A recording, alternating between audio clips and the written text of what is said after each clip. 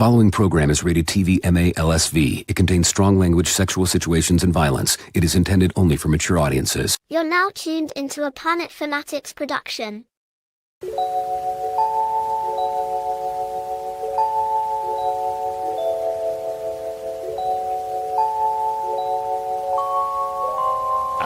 am the Senate.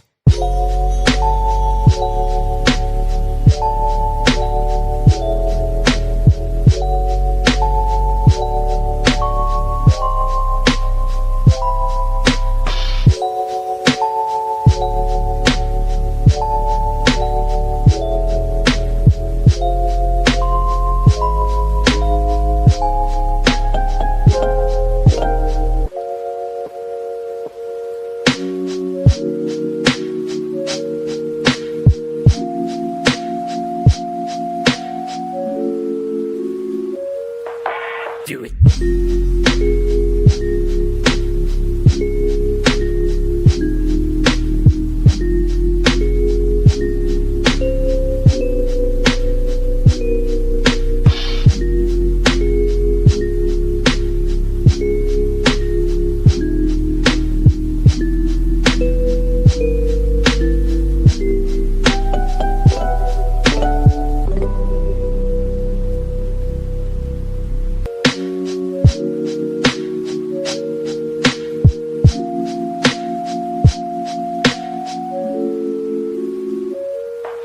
Do it.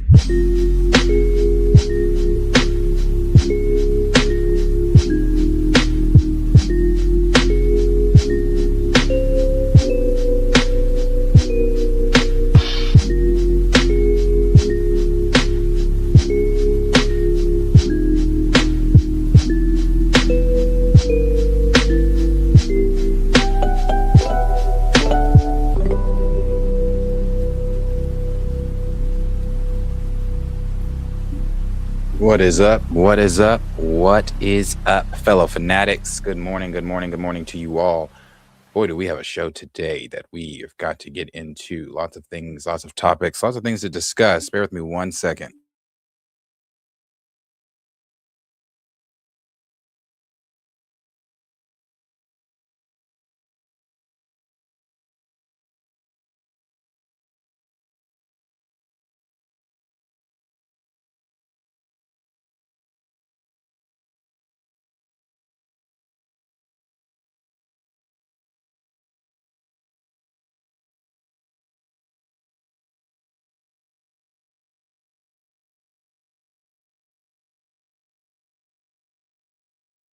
Oh, sorry, my mic's muted.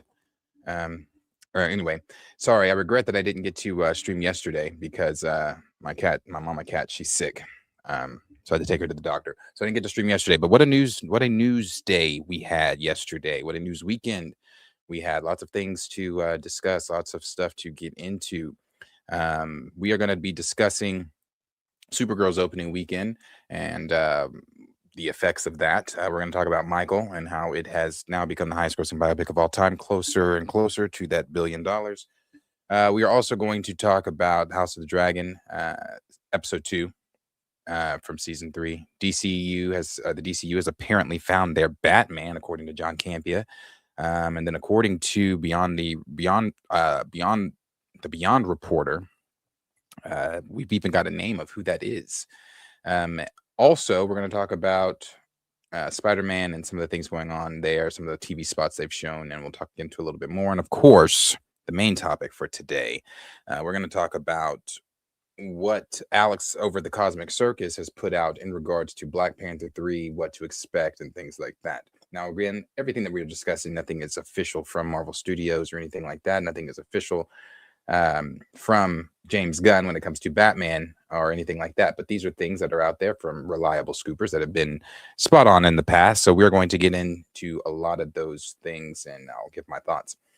So I appreciate all of you guys being here. Appreciate you. She Loves Fantasy, Groovy, Johnny, Naries, Network. Appreciate you. Xavier, Andre, Lawrence, Pluto, everybody that's in the chat, everybody that's watching. I appreciate all of you guys being here this morning. So let's see. We'll go ahead and start. We'll start Michael just because it's not nothing anything that I'm going to spend shit tons of time on with Michael at all because I don't need to. Uh, we haven't hit the billion just yet. We are definitely going to hit that $1 billion. It's going to hit that $1 billion. We're not going to pull it out of the theaters before it hits the $1 billion. They have now become the highest grossing biopic of all time, crossing Oppenheimer, beating the highest grossing musical biopic of all time in Bohemian Rhapsody. So with just a little under, what is it, 30 mil, 20 mil, something to go like that. I think it's like 30 mil. Well, under 30 mil to go. They are going to leave this in theaters and then again break another record, which I tried to prep a lot of you before this movie even dropped that this was going to do this. It's going to continue to do the numbers that they're wanting to do. And then just so you know, so we're all clear, the second one's going to do the same thing. I just want to, so you can throw your you can throw your doubt, you can say whatever your negativity in the chat if you would like. That's fine. It will be ignored just as it was ignored for this one. The second one is not going to be the happy-go-lucky film that this one was, but it is still going to make the money and it's still going to do what it does because Michael Jackson's name is attached to it. So yeah, it's really good to see this. It is really good to see that it is now the highest grossing biopic of all time. Jafar did make a statement. I think I saved that actually. Jafar did make a statement about it becoming the highest grossing biopic of all time, where he said, highest grossing biopic of all time. Wow, thank you all so much. This record, this accomplishment, it was a dream goal of mine for this film, and you all made it real. And I promise you, Michael is up there absolutely grinning about this. This one's for him, and that is super cool. Super cool. I'm sure Mike is definitely smiling because this is huge. It's huge. It's huge. It's him breaking records once again. The way he did in life, he's doing it again in death. So um, I'm sure the next time we talk about Michael is going to be the fact that it has crossed $1 billion. It is going to be the fact that, I mean, again, when you're going up against Michael, always bet on Mike. Always bet on Mike. Always bet on Mike. So, like I said, this is really nothing that I'm going to spend shit tons of time on because I just simply don't need to. It is the highest grossing biopic. And the next time that we talk about Michael, I am sure it's going to be the simple fact that it has crossed $1 billion. And even if my reaction right now seems to be not as, I guess, excited, I guess really it's because I knew this from day one. I knew this going into this movie. I knew what Michael was going to do. I have been a Michael Jackson fan forever, so I've always known the star power that this man has. So yeah, it's pretty good to see. So you guys let me know what you guys are thinking. You think that it's going to be a quick 30 mil that they are going to get, or do you think it's going to take a little bit? But you guys let me know what you guys are thinking down below in the comments. All right, let's see here. Let's see. Ricardo, I appreciate you being here too. Network said Michael is making history once again. Of course, of course. Lauren said Michael is the #1 artist of all time. Sheila's Fantasy said, I believe that, Ricardo. Ricardo said it will do more because peeps love tragedies. Yes, and that's the thing too. That's the thing too. You will have the critics that were just so hungry for the negativity in the first film. When his life didn't have any negativity in it like that they were looking for at the beginning of the early stages of his life. So they're going to get all the drama, dark shit that they're wanting in this one for sure. And that second one for sure. They're going to get it all. Let's see. Xavier said the fans knew it was everyone else that needed to catch up. Very true. Very true. Pluto thinks the 4th of July weekend is going to seal it. Probably so. That'd be nice. That would be nice. That really would be nice. So yeah, and I agree with Sheila's Fantasy. I'm definitely going to cry in that one. I mean, I cried in the first one, but I definitely going to cry in this one too. So yeah. All right, let's move on here. Let's move on to the next thing. Next thing we're going to go into is I'm trying to do these to where, because I know the ones that are going to stem more conversation. So let's go House of the Dragon next. House of the Dragon season 3 episode 2. If you have been watching since Game of Thrones, Knights of the Seven Kingdoms, House of the Dragon season 1 and 2, then you know that House of the Dragon, Game of Thrones, that universe is doing very well. Seven Knights of the Seven Kingdoms without the dragons, without um, seeing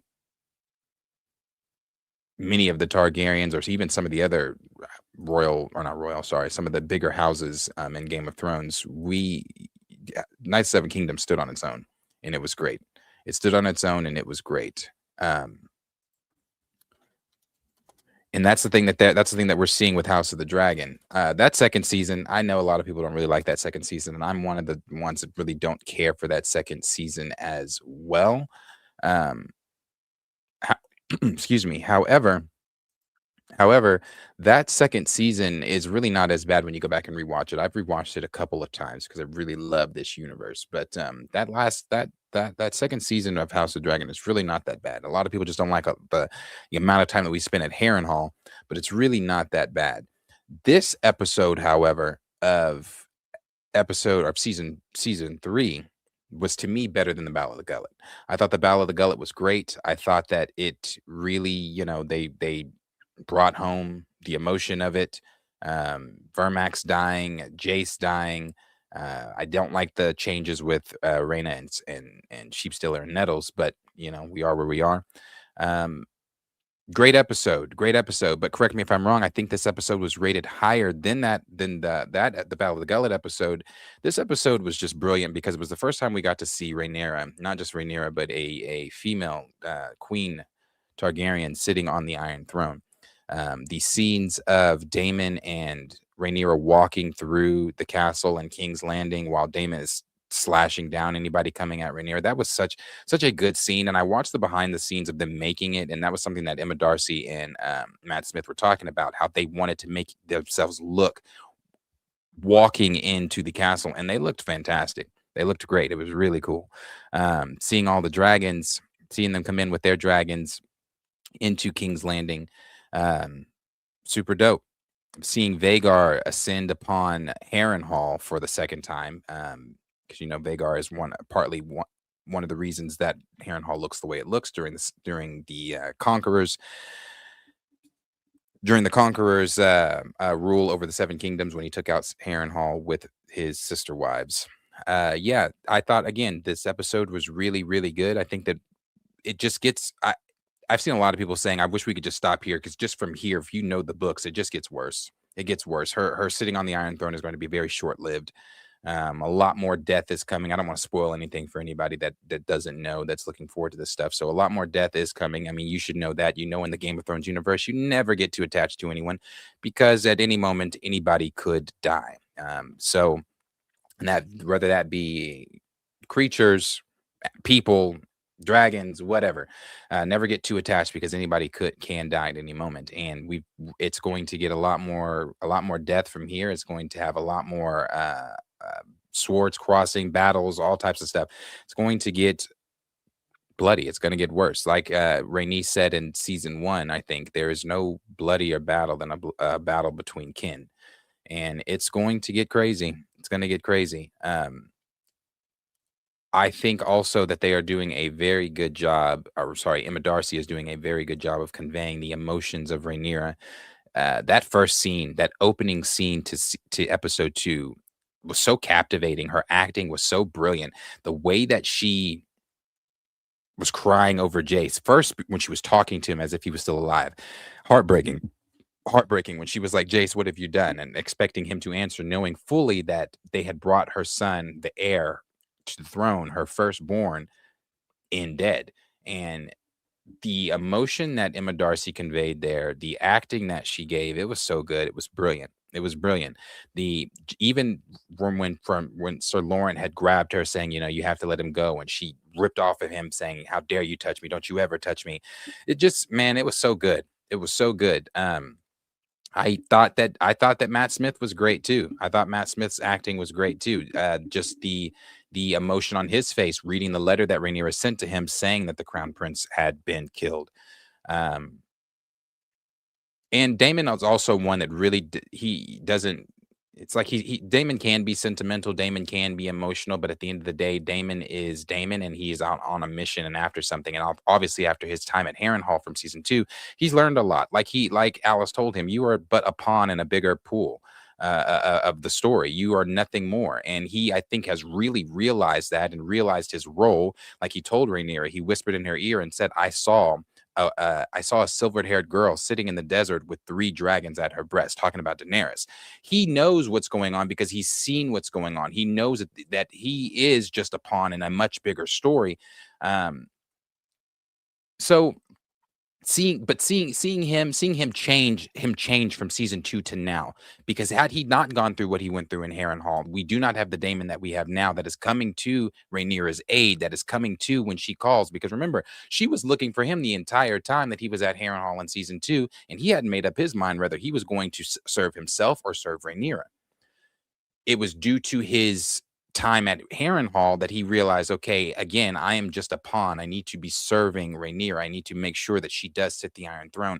And him cutting people down as they're coming to her, the way he was talking to Alf was great too. I was waiting for that. I was waiting for him to slap the dog shit at Alf, because Damon just doesn't play that shit. He doesn't play that shit. Alf is disrespectful. He's been disrespectful from day one. I know some people were saying that this might, Damon's treatment of Alf and them may be the reason that he pushes him to betray the Greens or the Blacks to join the Greens. But hey, man, there needs to be. I like that he came in and he was taking control the way he did, because Alf has been disrespectful since he stepped into Dragonstone.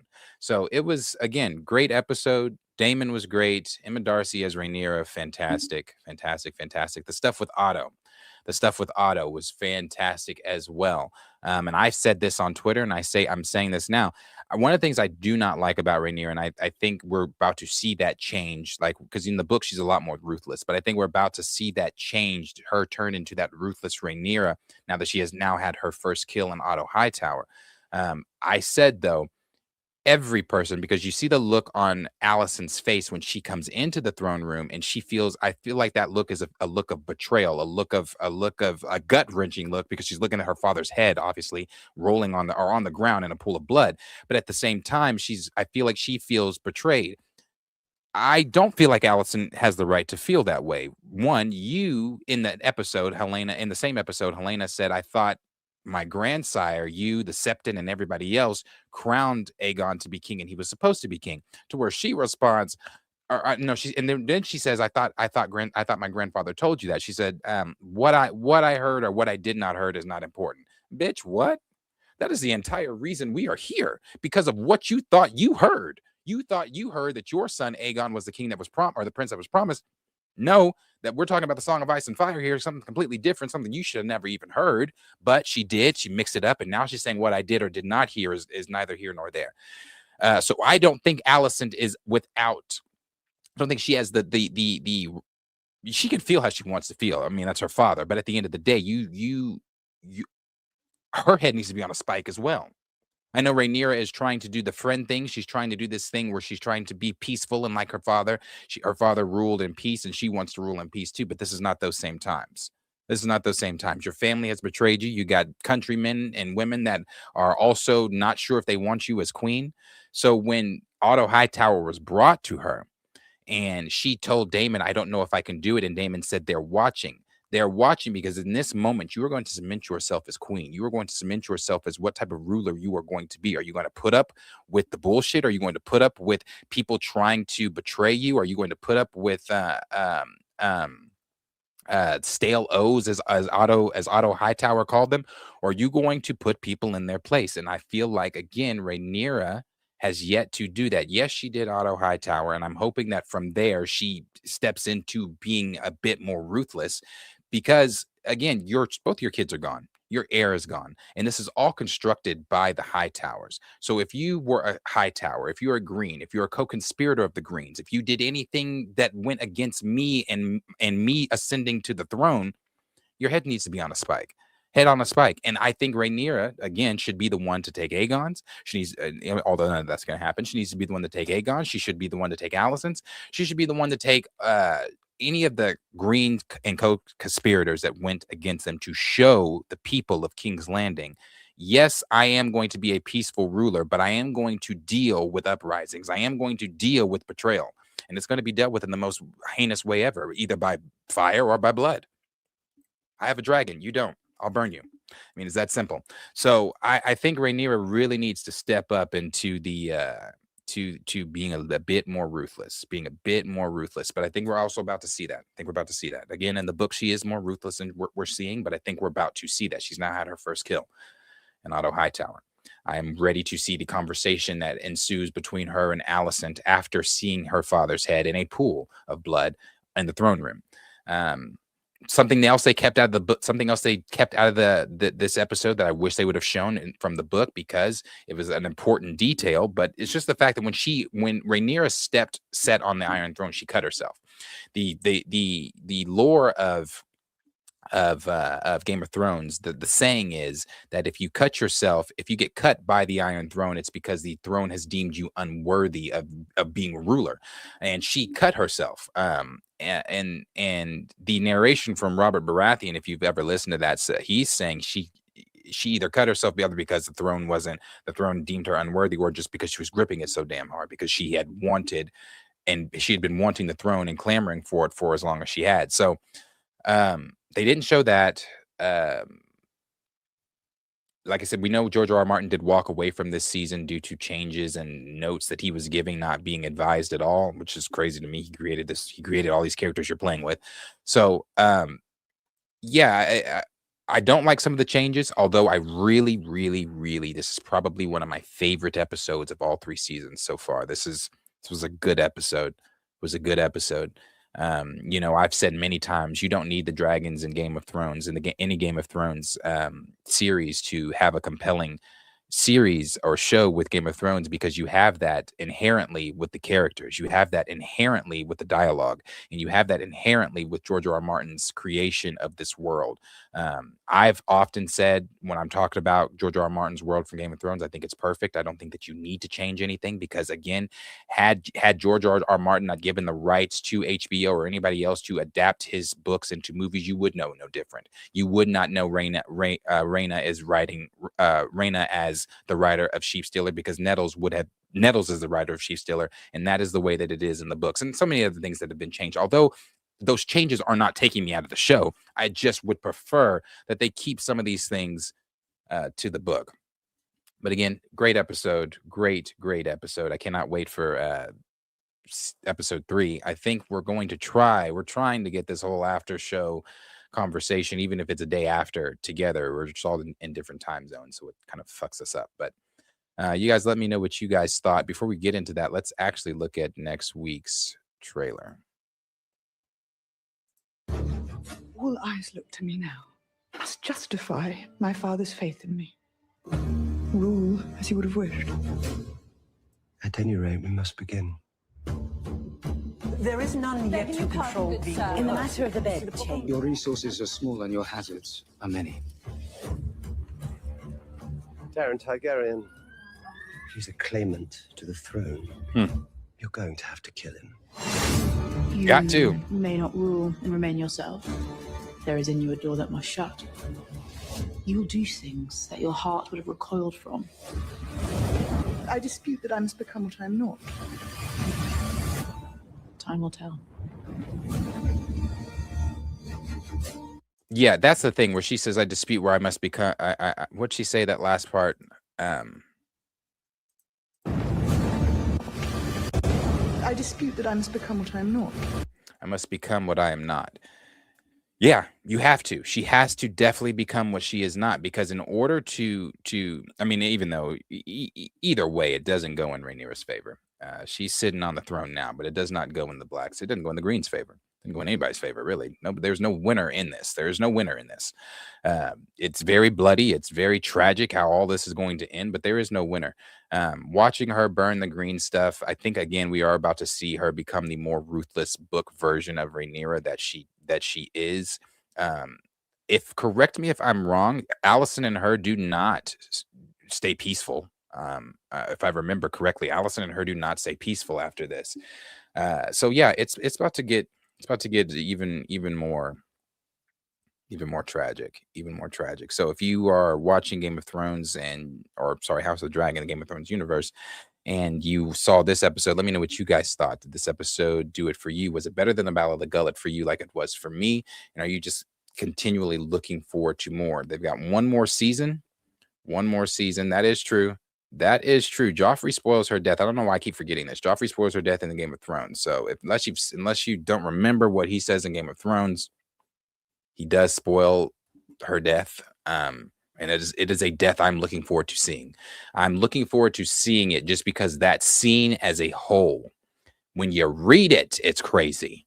So I'm imagining what it's going to be like full production on a set. You got that shit's gonna be insane. That shit, man. I feel like I can say it just because, again, Joffrey has said, and I feel like we've all seen Game of Thrones. What are you watching House of Dragon for if you haven't seen Game of Thrones? But I feel like, can I say that? But I think they're going to pull. I really want them to pull that off. And Battle of the God's Eye as well. Battle of the God's Eye. I don't know if Battle of the God's Eye is going to be in season 3 or if we're going to get that starting in season 4. But yeah. So we'll see. You guys, let me know what you guys are thinking about the show so far in these 2 episodes. See what you guys are saying.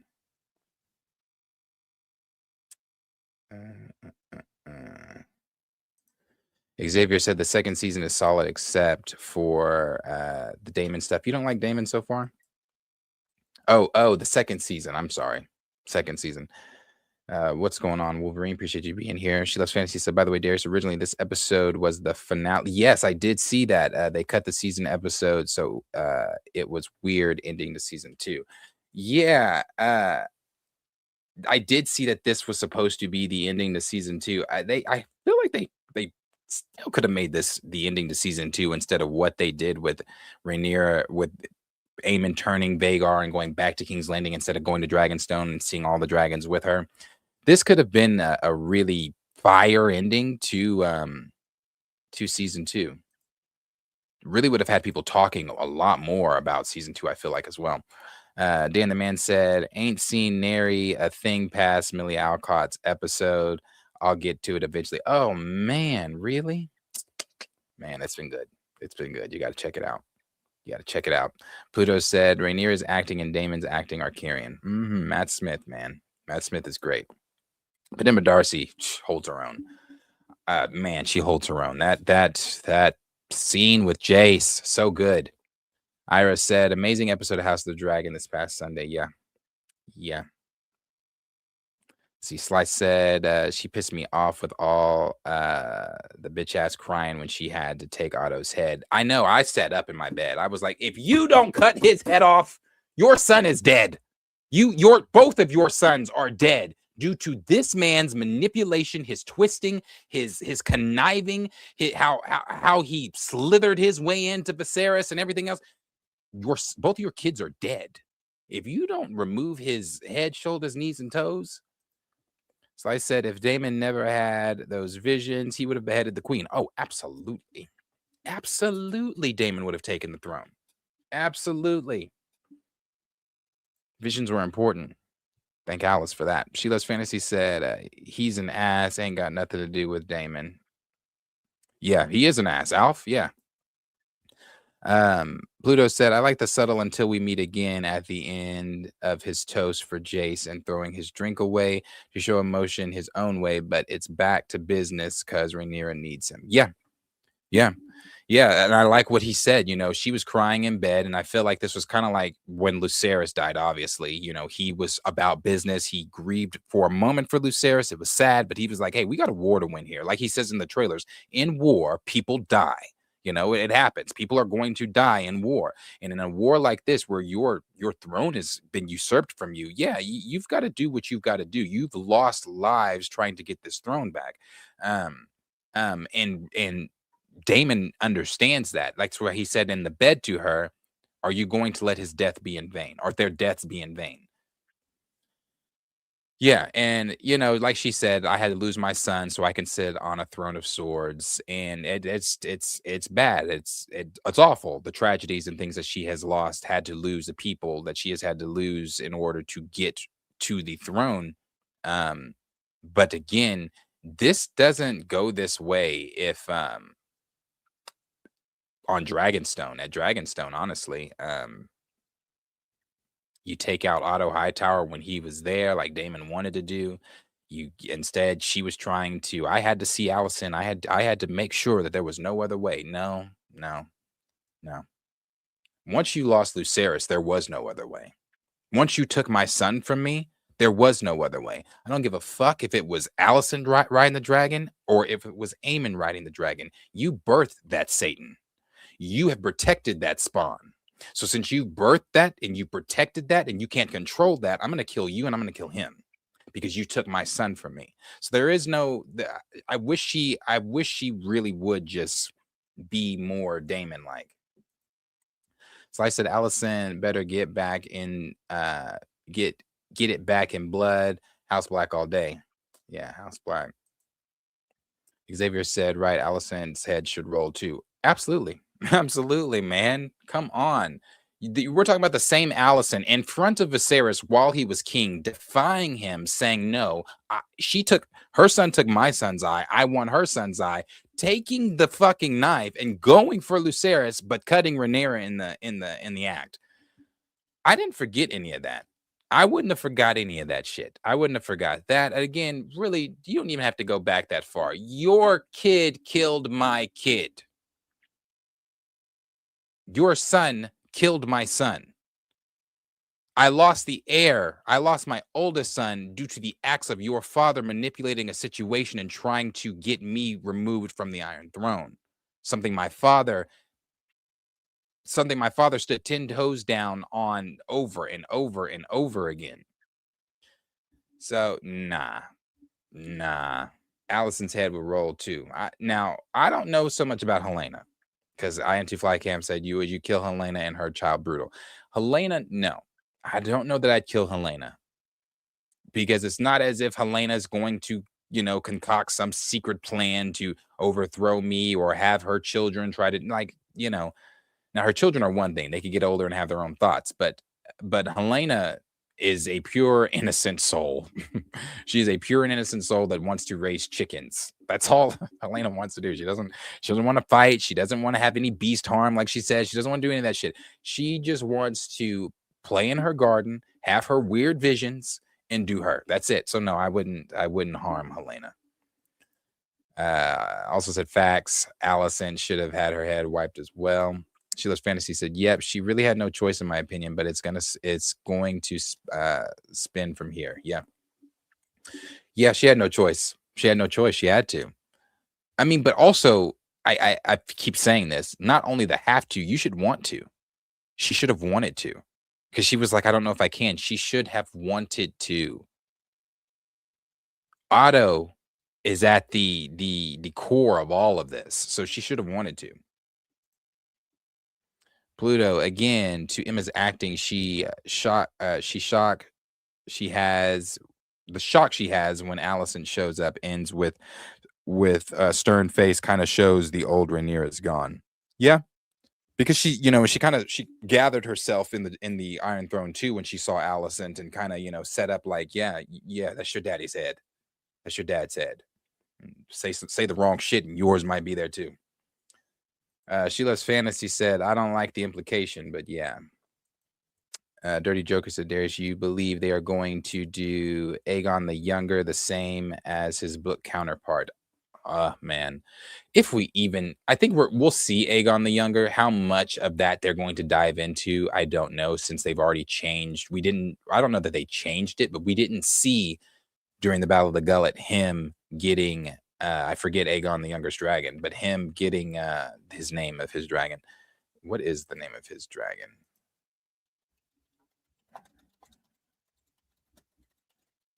The name of his dragon is Stormcloud. Okay, so we didn't see Stormcloud carrying him off from the Battle of the Gullet, because in the books, as you know, as most of you I'm sure know, in the books, I think he was being sent to Essos or Pentos or wherever it was.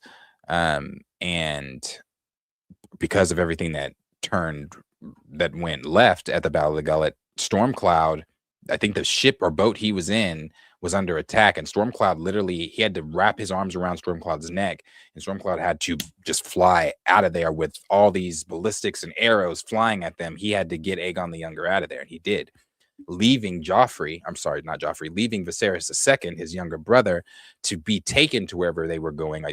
Was it Pentos? Be taken wherever they were going. And they were separated for as long as they were. Are they going to do that story? I don't know. I personally would love to see Aegon the Younger story fleshed out into a series. They're not going to do that. I don't think they're going to do that. I don't think that's even on the list of projects coming for in the Game of Thrones universe. But it's a very, very, almost every story in Game of Thrones is captivating. Almost every single story. George can write his fucking ass off, man.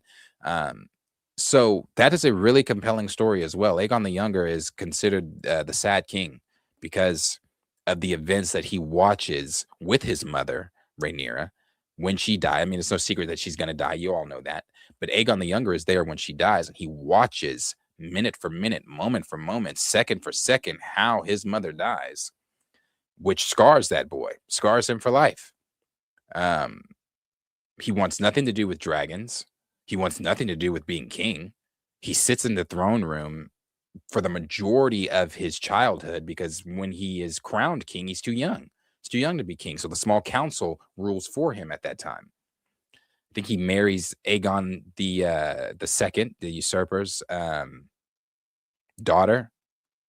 They are betrothed to one another. I think that is one of the only things that somewhat makes him smile is his, if I'm remembering correctly, is her, his wife. But he really doesn't break a smile or have any personality till he meets Viserys, his younger brother, once again when they are reunited. Great story, man. Great story. There's so much more in that story. So like every Game of Thrones story, there's betrayal, there's death, there's sex, there's murder and death and all types of stuff. There's so much in that story that goes on, and it's such a good story. So, are they going to do Aegon the Younger like that? I don't know. I would like them to. De La Ghetto said, I really want to see how they pull it off. Same. Joffrey spoil, yeah, we saw that part.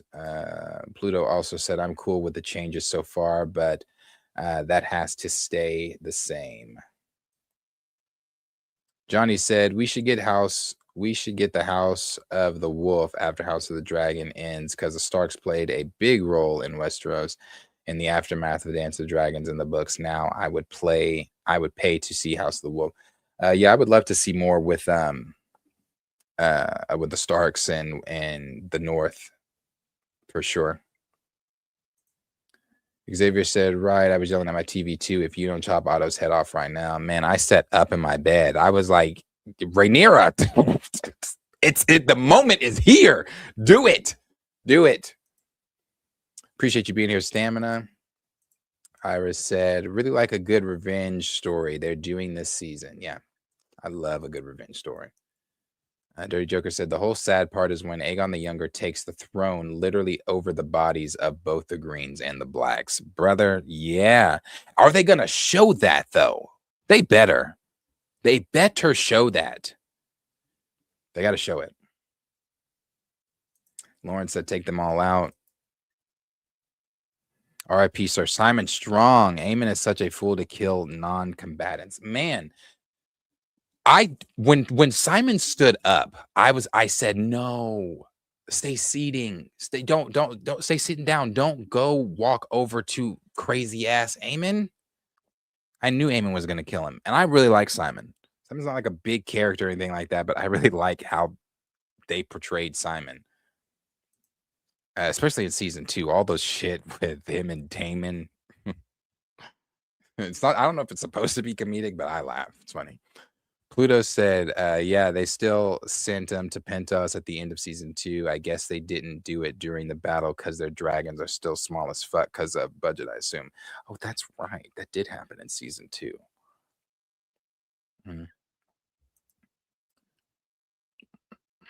Yeah, but that's the point of Stormcloud carrying him off, because Stormcloud was so small. They make a point in the books to reference that because Stormcloud was so small, he couldn't carry Viserys and Aegon, and that was like one of the tragic parts of it. He had to leave Viserys, so they should have still showed that shit, regardless of how small Stormcloud was. That's the point. They should have showed that.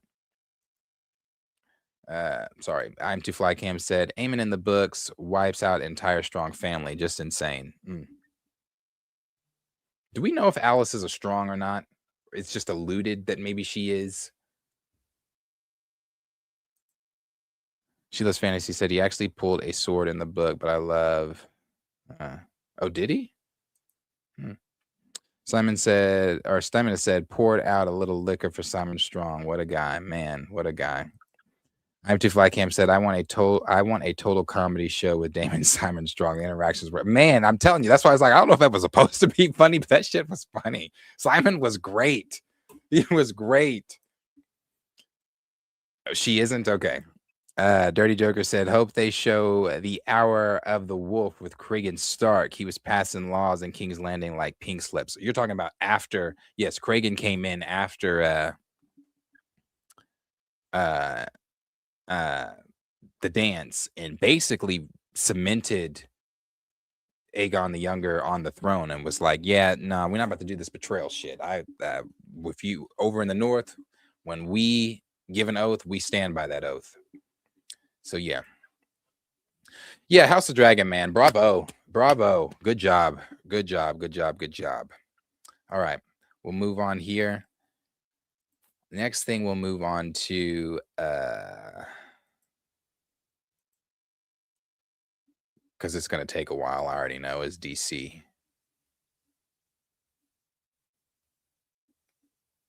I think it's on my profile, actually.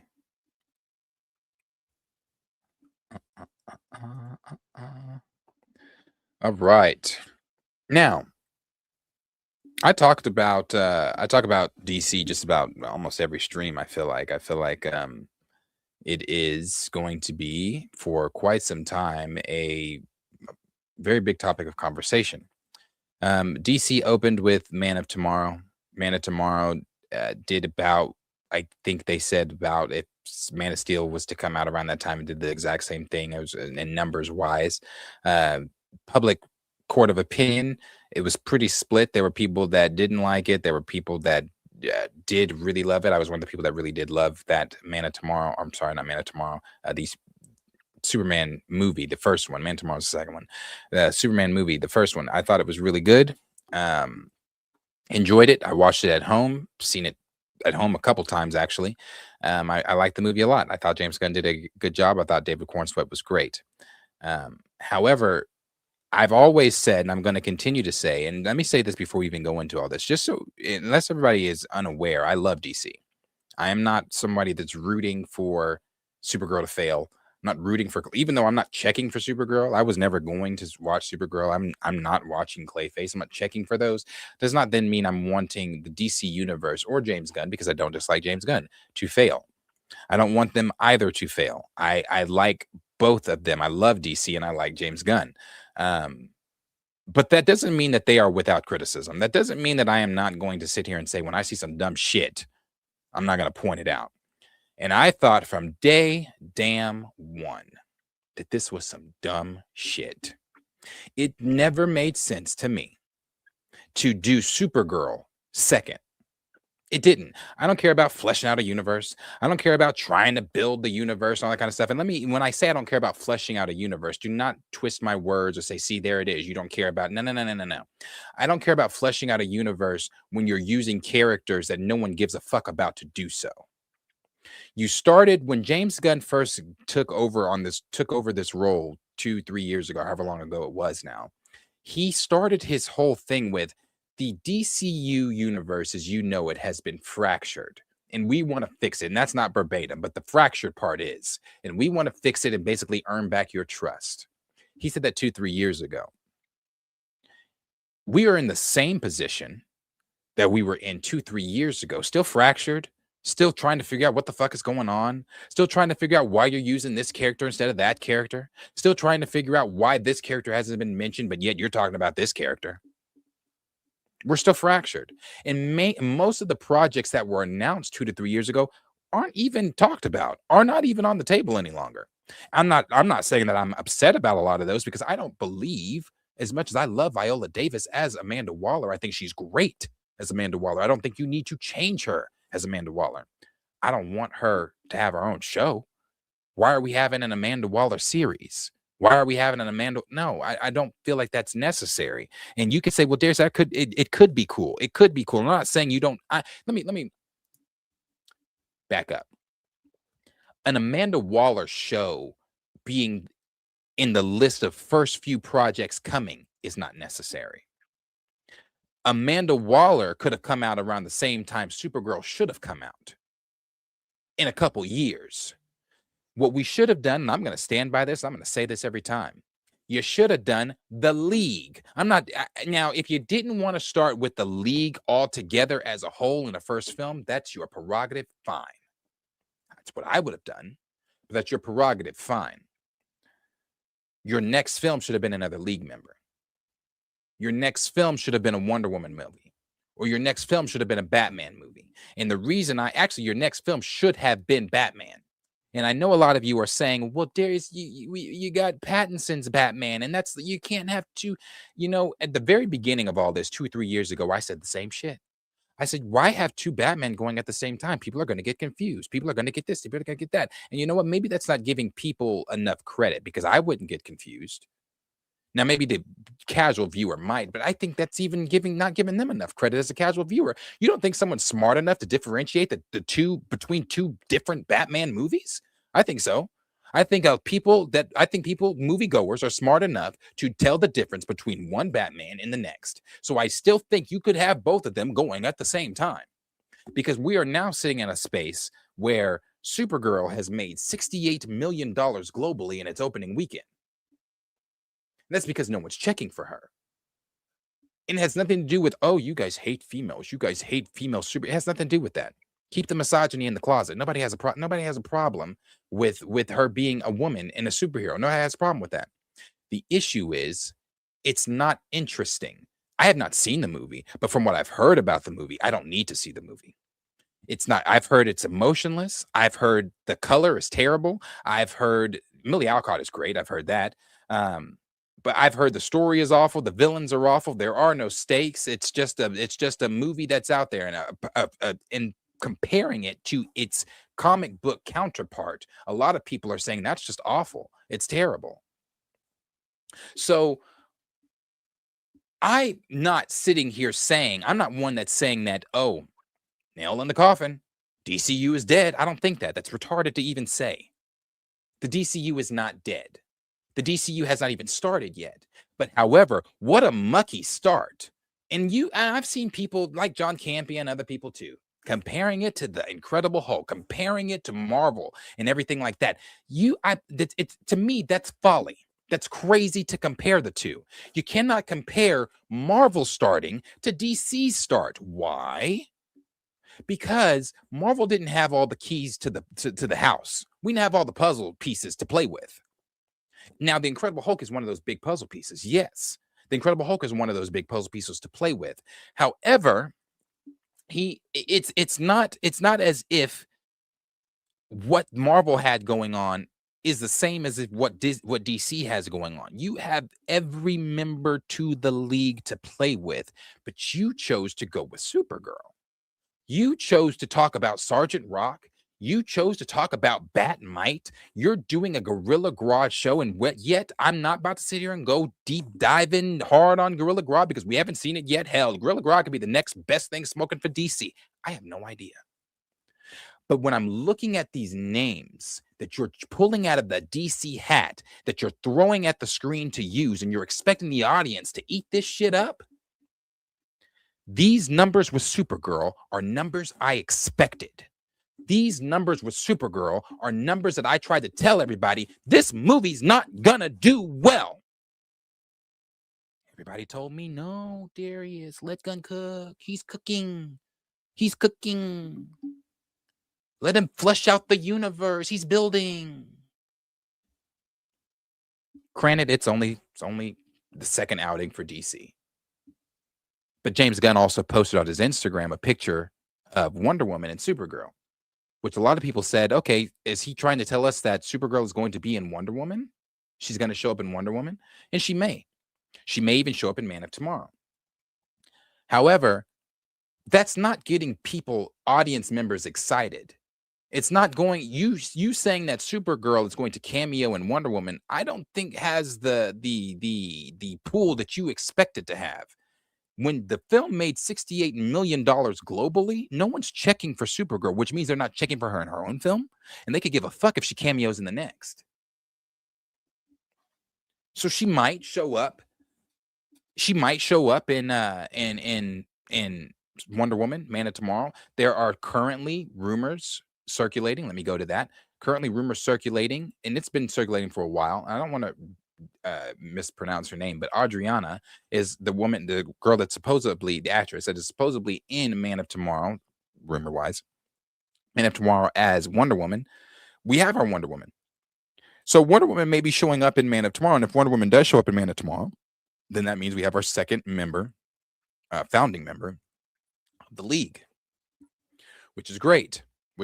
However, the next projects after that are not announced, or projects announced are not League members. We know that Batman is coming eventually. And we're going to get to that, what John Campy was talking about here in a minute. We know that Batman is eventually coming. However, with Batman eventually coming, with Batman eventually coming, we still don't know when on the timeline of DC that's going to be, especially if we're believing what's out there that he's wanting to let Matt Reeves get his stuff done as far as the Batman 2, get the promo for all that done, do all that kind of stuff, blah, blah, blah, blah, blah. Let that get in theaters, maybe even release on digital. Then I might tell you who my Batman is, and then we go from there. But then I don't understand how that wouldn't, mess up anything. It just doesn't mess up anything. I don't understand how you announcing it after the Batman 2 stuff. It's still two Batmen, so you could still announce him, whoever it is, go ahead and get it done.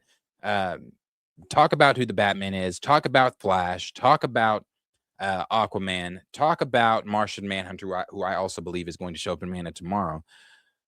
All of these things need to be sped up, I believe, sped up. What did Peter Safran recently say? He just recently said, because y'all like to tell me Peter Safran talks a lot. He doesn't. This is one of the second things that he just recently said. DC Studios is reportedly prioritizing. Here we go again with some dumb shit. Prioritizing. And now this is not from Safran. I'm going to get to his in just a second. But this is another one. DC Studios is reportedly prioritizing the Deathstroke and Bane movie. No director or cast attached. Now, this is just a rumor from the Wrap. We don't know that this is official or anything like that, but we do know that they are looking to do a Deathstroke and Bane movie. This would be different. You know what? I wouldn't have a problem with a Deathstroke and Bane movie if Batman came first. If you don't want to put Batman in it, you know what? Your prerogative. Cool. Whatever. I just want another one I won't watch. I actually do like Deathstroke a lot, though, so I probably still would. But I think you should have Batman first, because now you would be doing 3 Batman villains, and we've not seen or heard or nothing from Batman. 3 Batman villains and still no Batman. We're doing Clayface, which I don't think is going to do well. I don't care who's writing it. I don't care what time of the year it comes out. I don't care if it's a horror film. I still don't think it's going to do well.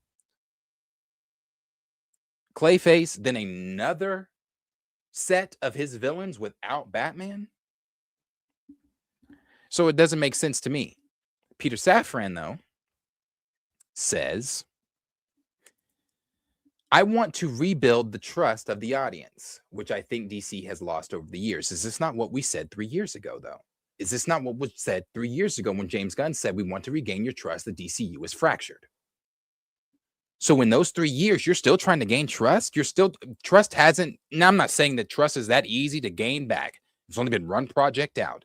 But doing these projects that you're doing, like Supergirl, like Deathstroke and Bane, like Clayface, talking about Batmite and Gorilla Grodd and Jimmy Olsen and stuff like that, do you think that that's going to gain the trust of the overall DC audience when we're watching the destruction of Supergirl? And I've seen people that have seen the movie say that it is bad. That they don't care about the movie, that they left the movie feeling nothing. This is what I shared.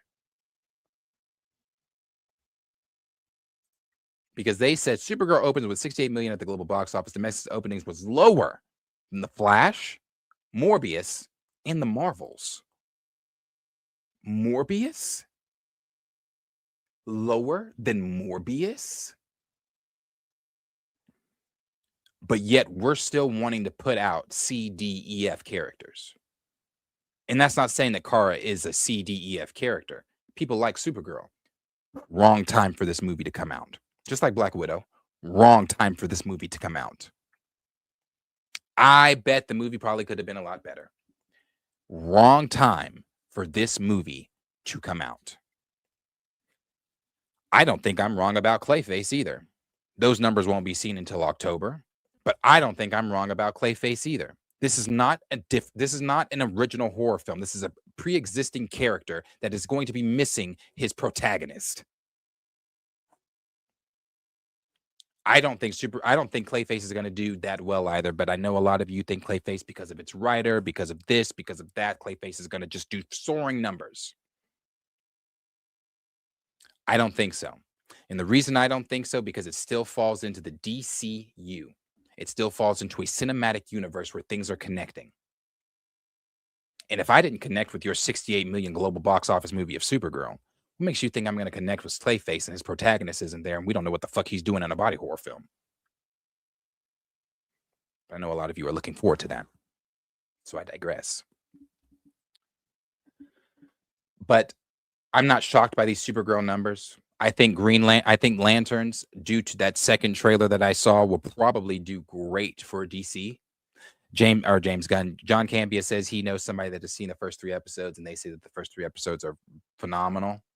So I bet that Lanterns will probably be pretty good. I hope that it's a lot more of that second trailer energy than that first trailer energy.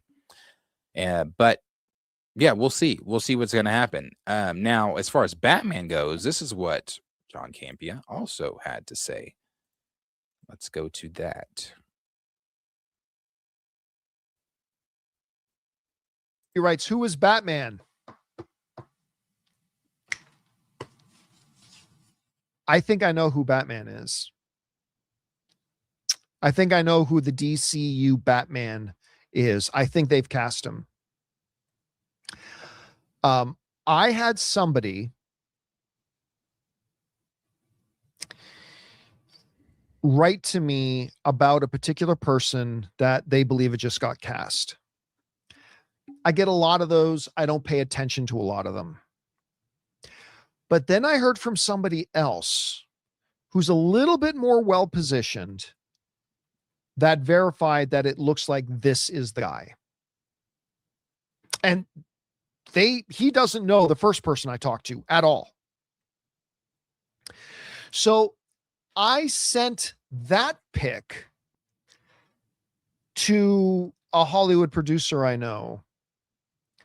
And like, what do you think? So I think I know who it is. I'm not going to say it right now. But I will say this. It's not a name I would have guessed. And I don't think it's a bad name, but it's not a name I would have guessed. Yeah, not a name I would have guessed.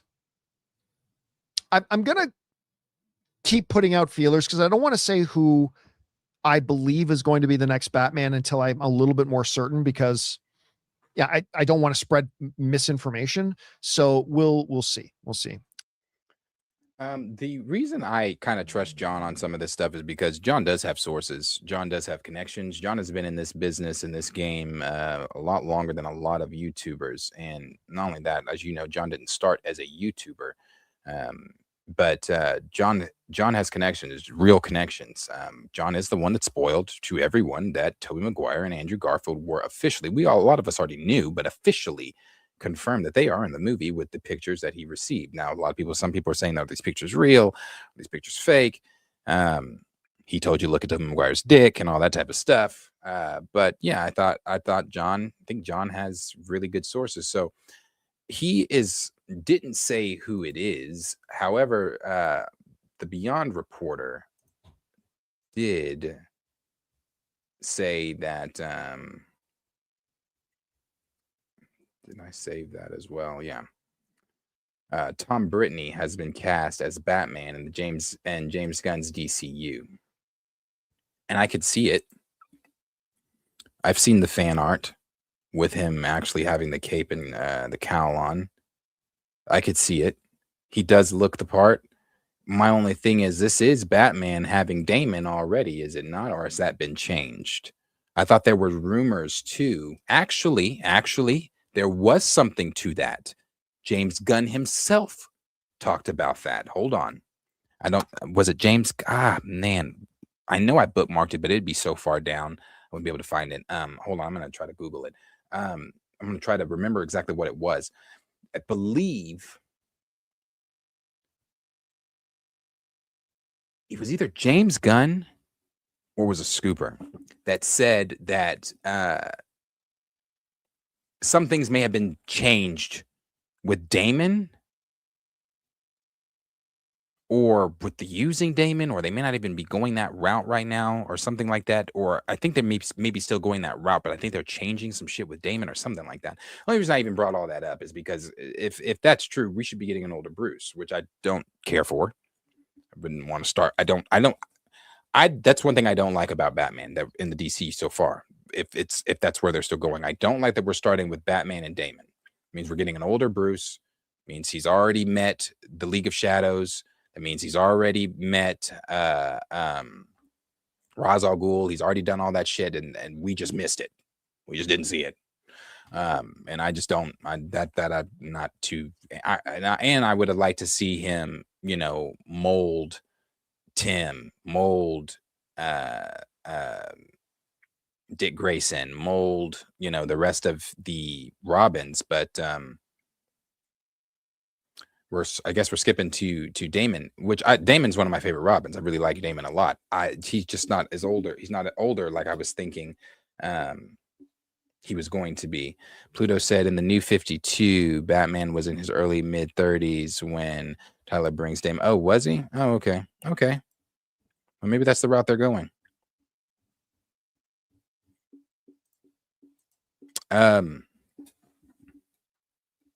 Yeah, at least he's not in his 50s. So I'll agree with that. At least he's not in his 50s. So yeah, I could see it. I could see it. I don't have an issue with this at all. I don't have an issue with this at all. I actually looked at him last night to see some of the other projects and things that he has been in that I might have seen. Not many of them, if at all any of them.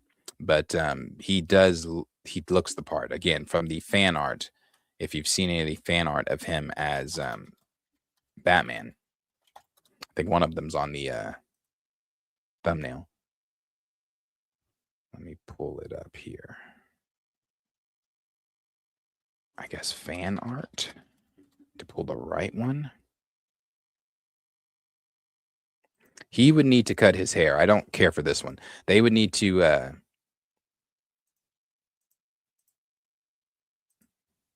this one here. Not that hair. Oh shit, you can't see it. Hold on.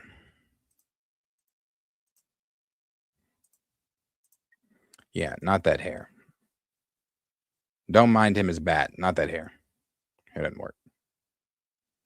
But if he is Batman and it's not Brandon Skinnard, as was previously attached or rumored, due to James Gunn following him on Instagram and things like that. A lot of people, including myself, thought that Brandon Skinnard had really had the role, and maybe he does, maybe he doesn't. I don't know. But we will see what happens. Again, I think he really does look the part. Not that hair. Change that hair. shorter hair for Bruce, but like the hair in the picture, the picture of him on Twitter.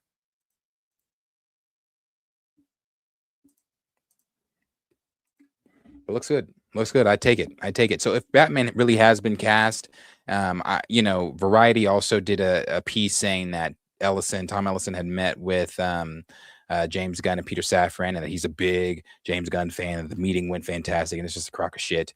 I think that they're trying to just, make everything look like it's really good. I don't believe that the Ellisons are big fans of James Gunn, nor do I believe that Gunn is big fans of the Ellisons. Gunn has never come out publicly and given his political views or said what side of the fence he stands on, but through his art, through some of the wording that he's used in interviews and stuff, you pretty much know what side of the fence Gunn stands on. And like the rest of us, he has a sensible fucking mind, so he's on the right side of the fence. So he's not on the Ellison side. I mean, that was shown in Man of Tomorrow, in the first Superman film, with some of the conflict in the Middle East. I forget the dude's name that was over there that was clearly supposed to be Trump's good old buddy, Israel Netanyahu. So Gunn is no fan of the side of that the Ellisons sit on. Gunn is not going to kiss the Ellisons' ass. I don't believe that he's going to do for a paycheck. I don't believe that Gunn is that type of person to do that. I believe he stands on his morals and his beliefs, and fuck you and your paycheck if you're trying to get me to swing on my morals and beliefs. I believe that Gunn is that person. I don't believe that meeting, that the meeting was as happy-go-lucky as they say it was. And the reason I even said all that is because Gunn may be trying to speed shit along. Maybe we need to stop talking about Batmite. Maybe we need to stop talking about Gorilla Grodd and Jimmy. Maybe we need to start talking about some of these CDF characters, because I bet you the Ellisons are not checking for, as much as they say we're big Gunn fans. No, they're not. I believe they're checking for they're checking for paychecks, or they're checking for paychecks. They're checking for money. They're checking for dollar signs, and what character is going to do that. And what you just did with Supergirl, regardless if you directed it or not, you're the president. What you just did with Supergirl, 68 million globally, brother, that is not what we're trying to inherit. We're not trying to inherit bullshit with some characters that don't nobody give a fuck about. You better expeditiously get Batman on that screen. You better expeditiously get Wonder Woman on that screen. You better expeditiously get characters that bring in box office numbers to that screen. So we'll see. We'll see what happens. We'll see what was said. I don't know if they're going to exactly get rid of Gunn or anything like that, but I do believe that he's under a microscope. I think that as well. I don't think that he's on his way out or anything like that, but I think he's under a microscope for sure. So we'll see. And I agree with the last thing I'll say before I get into these supers. I agree with what Campia said as well. James has to pick a side. He needs to pick what he's going to do. Are you going to direct, or are you going to be the overseer of a cinematic universe? The thing about Kevin Feige, you hear about him on red carpets. You hear him maybe sometimes in a featurette. Maybe he might jump in front of, at a Comic-Con or something like that. You might see him there. He's not jumping on Twitter. He's not doing random podcast. He's not doing all this crazy shit that James Gunn does. Are you going to direct and do the stuff that you're currently doing, or are you going to sit at the top of a studio and make the decisions that need to be made? He's got to pick one or the other. So you guys let me know what you guys are thinking down below with all the DC news. Do you think that Supergirl's reactions are really not that bad? Supergirl was good if you went and saw it. Do you think that it was good? Do you think that people are overreacting? Or do you think that, maybe this wasn't the best reception? Maybe this wasn't the best decision to put out this movie as a second movie for the DCU? What do you think about the news about Batman? Do you think John Campia is full of shit? Or do you think he actually knows what he's talking about? He's got sources, he's got connections. He does know who Batman is. And what are you thinking about the Bane and Deathstroke thing as well? Do you think that are they with them making that a priority, that they're continuing to do these lesser characters that are not characters that people now? Bane and Deathstroke could be a better film, I think, than Clayface or even Supergirl, because of the two characters and the things that they do. But we'll, again, no Batman. We'll see. But you guys let me know what you guys are thinking down below. All right, let's jump in to some of these supers. Do it right, do it left, do it right, do it left, do it right, do it. I am Too Fly Cam said, real mistake to go into Supergirl after Superman Mr. Terrific movie could have had half the budget and secured a great black lead character. Gun miss. Yeah. You know what? I agree with that. You could have done a Mr. Terrific, maybe. I think I said even after that film, I think because Chill had asked, would I do a Mr. Terrific movie? And I said, maybe. And the only reason maybe is just because, yes, Mr. Terrific was one of the better parts of that film.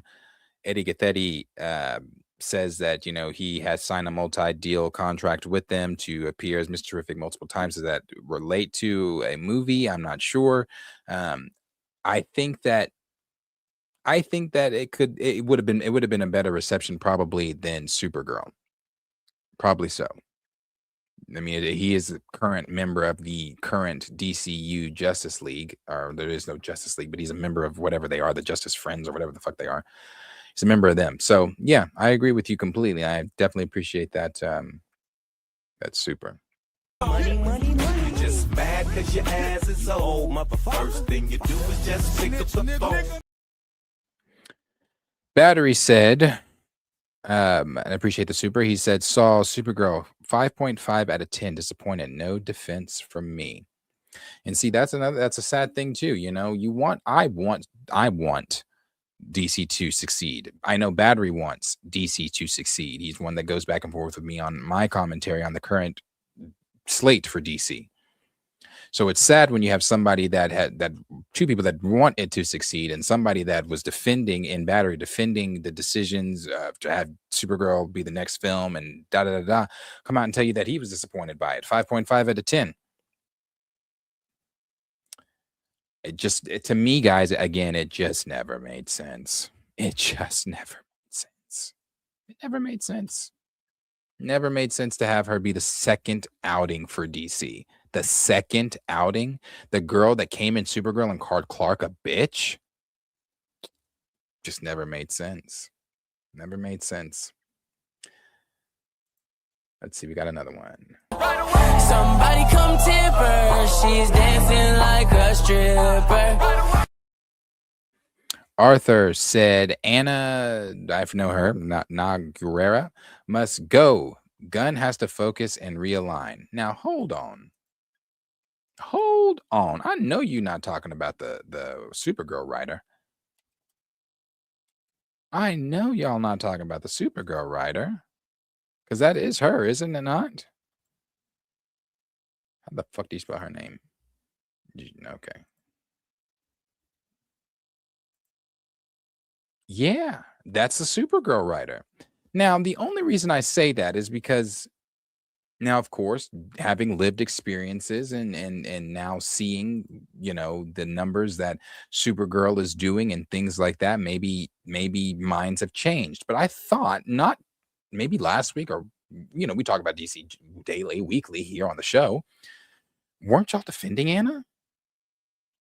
I thought somebody in here, I don't know who, I don't want to say a name and not be the right name. I thought somebody told me I was being disingenuous because somebody told me, Darius, you're being disingenuous because you know damn well that Anna, whatever her last name is writing Wonder Woman. So you shouldn't be worried about Wonder Woman. Wonder Woman is coming. But now we have trepidation about Anna.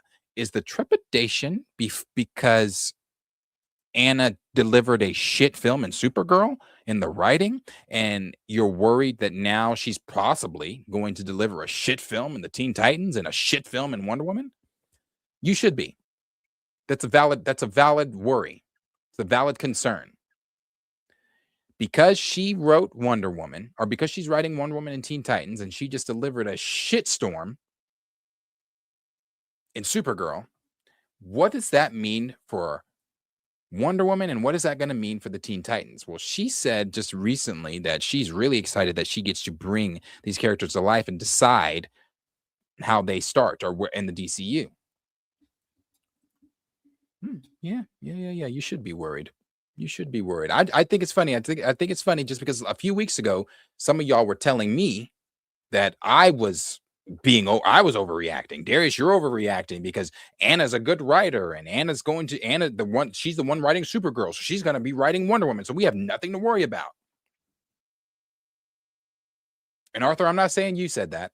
I'm just saying I know somebody in this chat today watching in the past told me that Anna was a good writer. We have nothing to worry about. She's helming Supergirl. She's going to helm Wonder Woman and Teen Titans. We are a go. That's what I was told. But now the shitstorm done come in. Now you done seen Mad Max mixed with Guardians of the Galaxy, mixed with all the other films you're saying it's mixed with. You done seen Kara be depressed and whatever the fuck she's doing in the movie. I guess Krim is just the creme de la creme of shit villains. But now we're starting to see. Now we're starting to see that, hey, I don't know that this is a good idea, James. Again, I'm not wanting DCU to fail. However, I'm going to say this again, and I'm going to stand on this until the numbers prove me wrong. And if the numbers prove me wrong, I'll eat crow. Pull this, clip it. I'll say it again so that you can pull it up and you can knee me in the shit if I don't. If the numbers show me different for Clayface, I will eat crow. But I'm going to say this again. I think due to the $68 million globally that Wonder Woman amassed, it is going to have a negative effect on Clayface. No, it's not, Darius. No, it's not. You don't know who's writing Clayface. Just like I didn't know who was writing Supergirl. You don't know who's writing Clayface. People love horror movies. Horror's doing great right now. Okay. Fantastic. But I think that the effects of Supergirl are going to negatively affect Clayface as well. And when they do negatively affect Clayface, it makes me wonder again the things that I've been saying from day one. It just doesn't make sense to go with these characters. Oh yeah, I heard that too. I heard Lobo was great. You want to know what else I heard? I saw a funny tweet about that. I saw a tweet that had Dwayne The Rock Johnson as Black Adam, and beside him it had Jason Momoa's Lobo, and it said both of them got the dream roles they've always wanted for shit receptions of their films. Oh man, yeah, it's funny to me. I personally like Black Adam. I didn't think Black Adam was shit, but the reception for Black Adam was shit. You got your dream role that you've always been asking for, and nobody gave a fuck. You got the dream role that you were asking for in Lobo, and nobody gave a fuck. And I think that he checks every box as Lobo. The voice, the look, the attitude, the grit, all of it. He is Lobo. No one cares. I think the next time you're going to see Momoa's Lobo is in the shitty kitty show coming in Starfire. I believe they reported that Lobo is going to show up in that Teen Titans Go ass Starfire show they're doing. So yay, more Momoa Lobo. Yeah, but I've heard the same. I've heard the same. All right, let me keep reading these comments because we got the big topic we got to get to. Oh, I forget. Spider-Man is on here, ain't he? I'm gonna talk about Spider-Man too. Let me see. I was talking a lot here.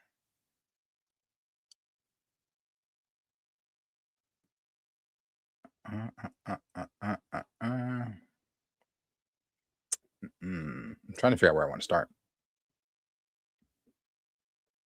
Let's just go. Let's start.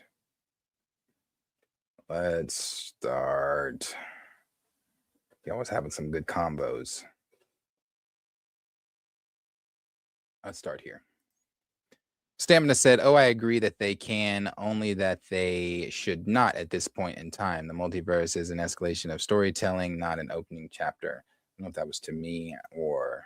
Actually, let me go back to this one here for Battery. Battery says, Gunn has a lot of explaining to do. This is such an unforced era. Man, I really want to say I told y'all so. Actually, I am going to say it. I told you so. I told you so. And the reason I'm saying that is because y'all fought me tooth and nail before this movie dropped in theaters. Y'all tried to tell me, Darius, you haven't seen, which is true. I hadn't seen the movie yet.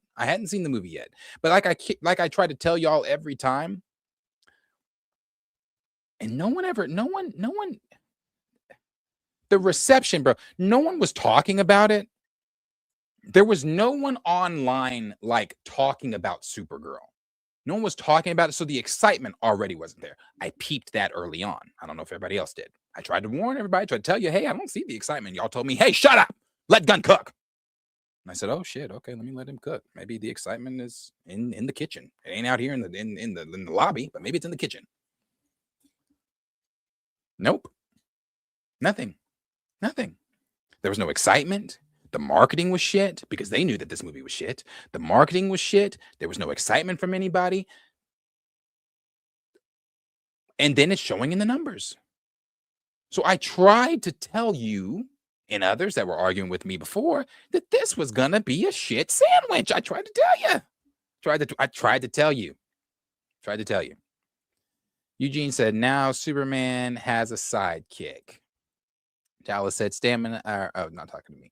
Pluto said, I think that's just a way to promote Wonder Woman without disrespecting Supergirl in a week before she drops. It could be.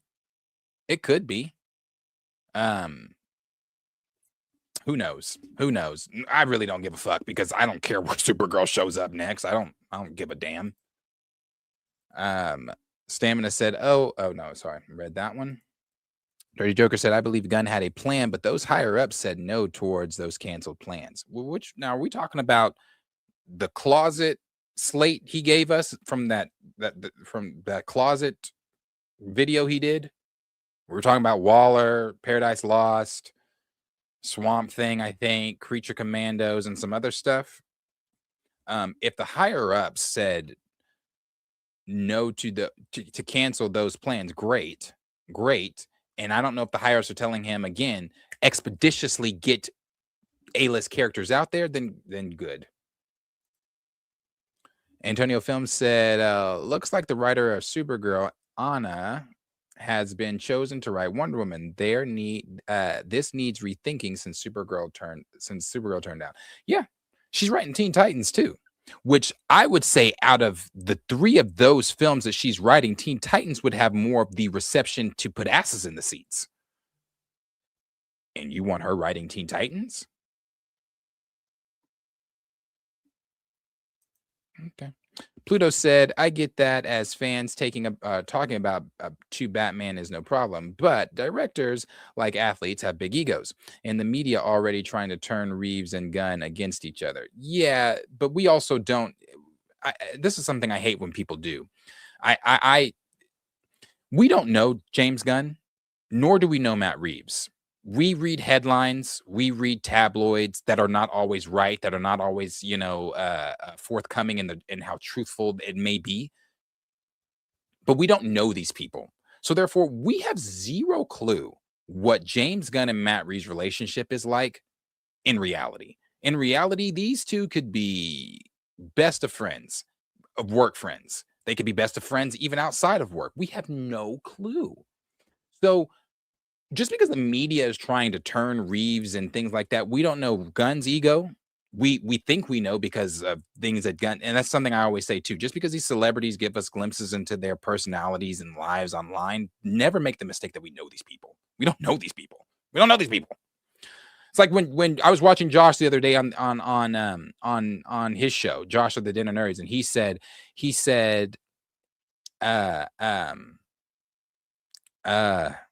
what's the Russo brothers? What's one of their names? What's one of their names? Joe Joe and Anthony. He said the other day on his show, which I found I laughed. He said, because I know Joe and Anthony, because you know Joe and Anthony, we don't know these people. Josh does not know Kevin Feige. He doesn't know Joe or Anthony Russo, nor does he know Robert Downey. We don't know these people. I think sometimes we think just because we're in these spaces and because we do what we do, we read tabloids, we read scoops, we do this, the ...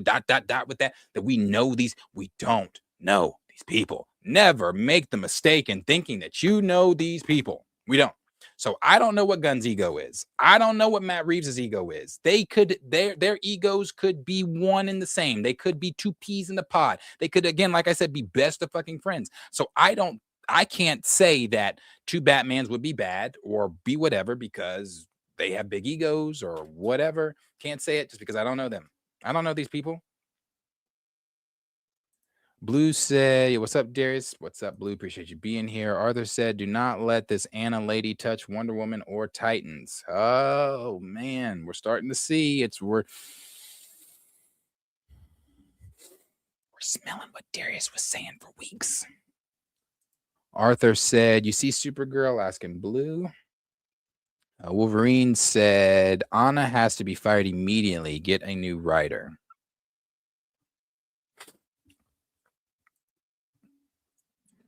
IMT Flycam said, yes, this is fixable, but Anna, T'Challa, don't start that shit. This is fixable, but Anna, whatever, has to go. Yeah, I can't pronounce her last name either. Sheila's Fantasy said, that's sad. She doesn't deserve that. I like Millie. I like Millie too. Pluto said, Bane and Deathstroke is a secret Batman movie, in my opinion, just like Captain America Serpent Society was actually Civil War. Maybe. Stamina said, wrong time for a movie like the one we got to come out. A more faithful Woman of Tomorrow adaptation could have hit, in my opinion. Not what just got released, though. That's what everybody's saying. Johnny said, Super Family is boring and the Bat Family is where it's at. The Bat Family is where it's at. Sheila's Fantasy said, origin story for Clayface. I would probably say so. Yeah, definitely is an origin story for Clayface.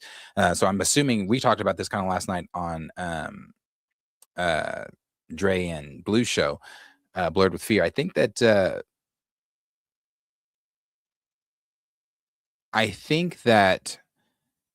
this is happening before Creature Commandos. But it is the same Clayface from Creature Commandos. Pluto said, like it becoming DC's immediate focus makes no sense. What are we talking about? We know when we know you, Wonder Woman and Man of Tomorrow. Are you asking, do we know if Wonder Woman is a Man of Tomorrow? I don't think we know that for sure. IMT Flycam said Bane and Slade would definitely have to at least feature Batman or Bruce. You would think so. I still don't understand how Clayface doesn't. I'm baffled by that. I really am. I'm baffled by what the character of Clayface is doing without Batman for 2 hours.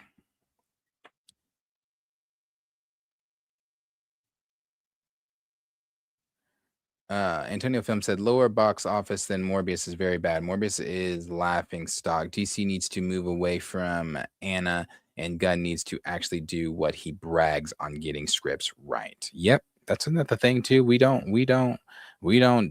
not putting a movie into production unless we know the script is good. The script has to be good. That's main priority number one. All that stuff. Perps joined the stream and said, Darius, you need to see it for yourself. You can't just go off opinions on the internet. Actually, you definitely can. You definitely can just go off of opinions on the internet. Here's the thing. I actually tried to put it on for free at my house the other day. I think I got to, I don't know. I stopped watching it. I stopped watching it. I don't really need to go see this movie. If I'm seeing the opinions of the movie and the opinions of trusted movie reviewers that I'm personally subscribed to on my personal YouTube channel that I watch to see their movie reviews, I didn't go see Disclosure Day, and I was excited as fuck for Disclosure Day. I wanted to see Disclosure Day so bad. One, because it was Steven Spielberg. Two, because it was aliens, and it was Steven Spielberg with aliens, and it wasn't E.T. It was him actually doing some different type of aliens. Just so, and I love aliens, so I was really excited for that. However, the reception, what was said about it, made me not want to pay the money to go see it. So I don't think I personally need to go see the movie, opposed to listening to people's opinions online. I've also seen clips of the movie. I've seen clips from people that have recorded things from the theater. It's not my jam. It's not my jam. And I think a lot for it, I don't know if you saw it, Perp, or whatever, what you thought about it or whatever. But I do know that you are very much one of the people that believe that this universe, the DC universe, is off to a great start so far. So I don't know if I can take what you are saying, if you say that Supergirl is fantastic, as you being biased, or if you really thought that it was fantastic. And now you haven't said that, but I don't know if you thought it was fantastic or not. Let's see. He also said, when Clayface is a hit, you'll see Swamp Thing get moving. Ready? Let's see. Go back up a little bit, or a lot of bit, I guess. Damn.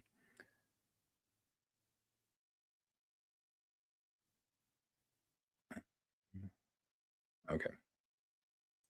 Sly said, wait, he's supposed to be an older Batman like Batflag. We've done that already. It's true. Garuvi said, is a Silver Age comic Superman or Batman would impersonate each other to protect their secret identities. So it's great that the actors will have similar looks. Battery said, he fits way better than Skinnard. I agree too. Skinnard guy, Southern Batman ain't it. I agree, he fits better than Skinnard. He looks the part more as well. Blue said, I think he looks the part. I need to see him acting though. I need to hear the voice. What's his Batman voice?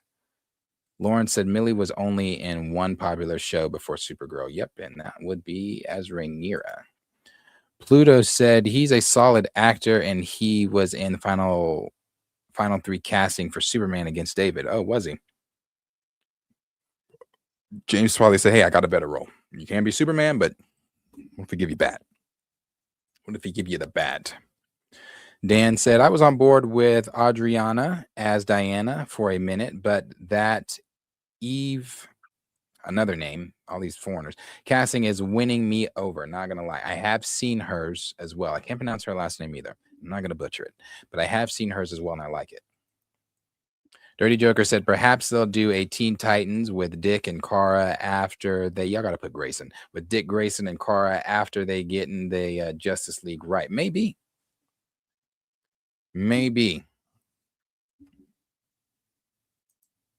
Johnny said, DC likes Supergirl flopping, people losing interest in the universe. Let's give them some Batman news. Yeah.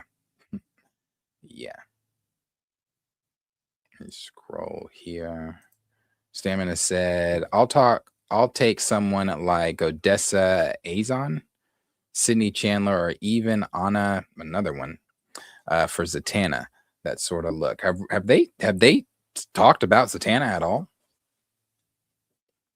Eugene told him to pick a lane. Xavier said Gunn needs to go back to being creative full time. That's where he truly shines. You know, that's what Dre said last night when I was on their show with him and Blue. He said you could just tell that James is void of this movie because the action scenes are not something that James would have done if he would have been a part of this film.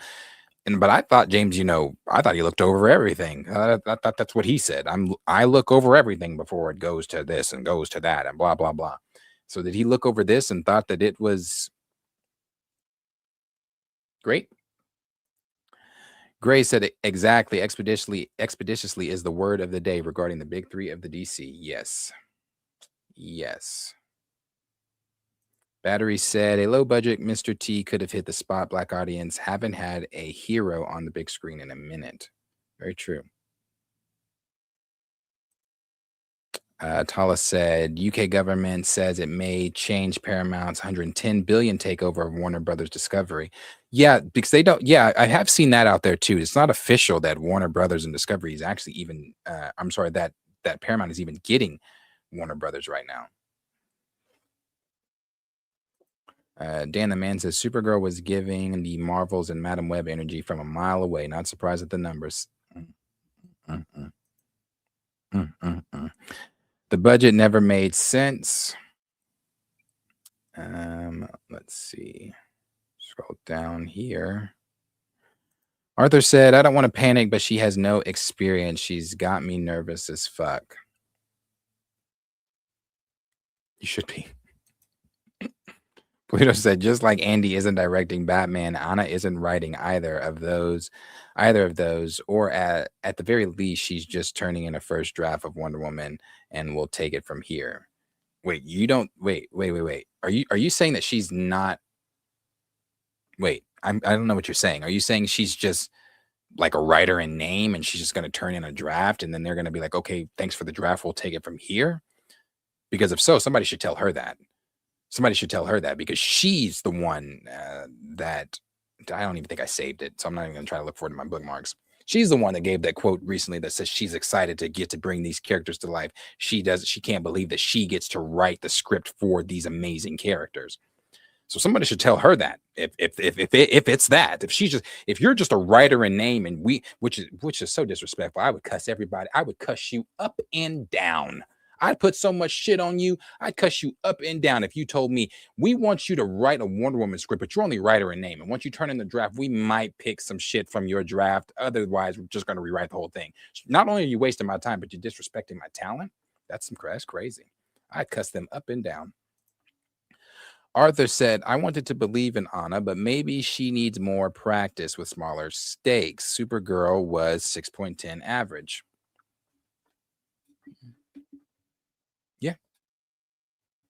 Yeah.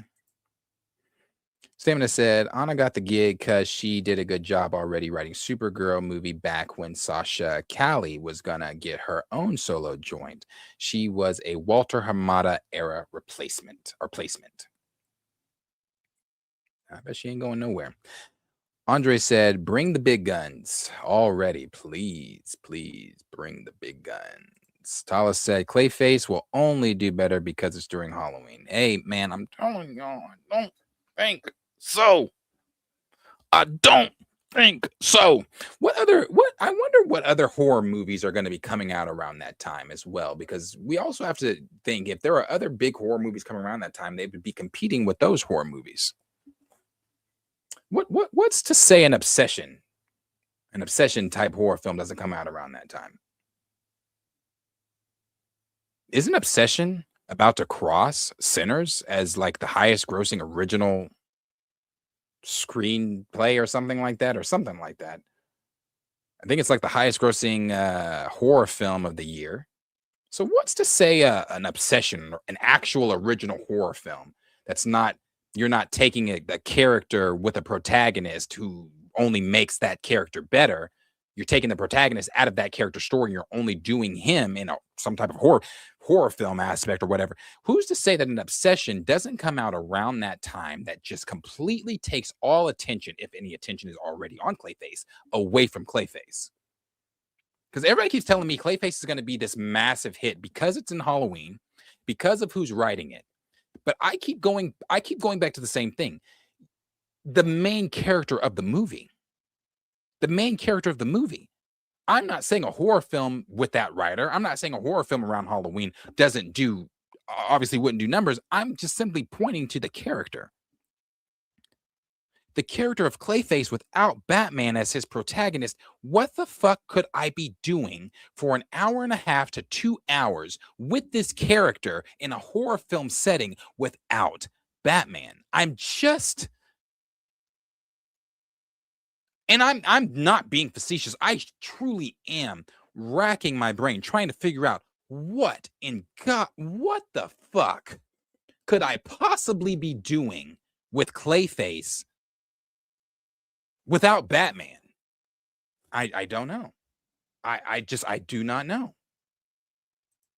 Arthur said Clayface will be better positioned, and it's good. And if it's good, it will hit. You know what?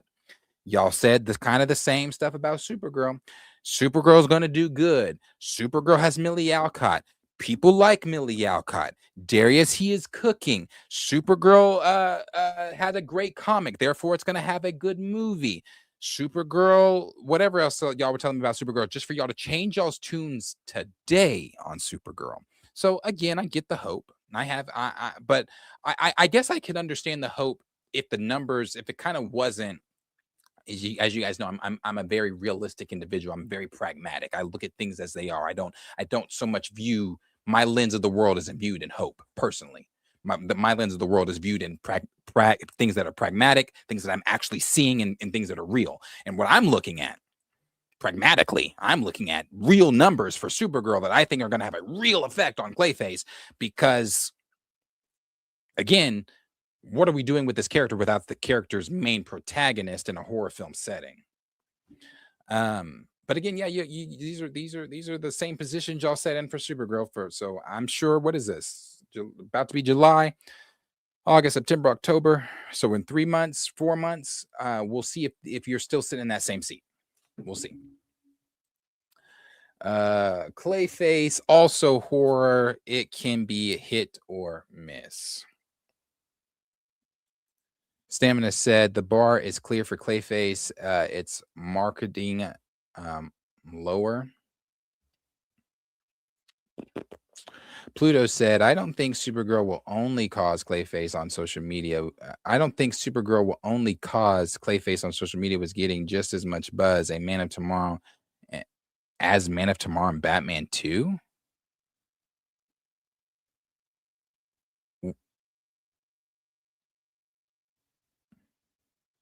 Wait a minute. Are you saying that Clayface, due to the trailer and the announcement that you've seen online, is getting more attention than I don't even see I don't even see excitement for Man of Tomorrow.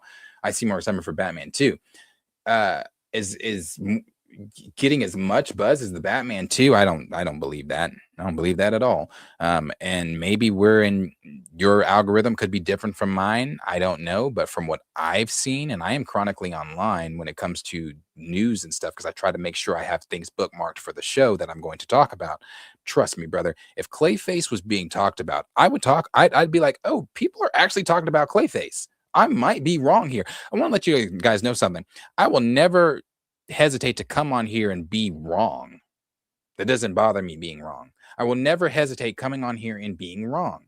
If people were talking about Clayface, I would definitely make it a topic, because I'd be like, okay, there is some motion out there for Clayface. There are people actually talking about being excited for Clayface. The only people I ever see talking about Clayface are y'all in this chat.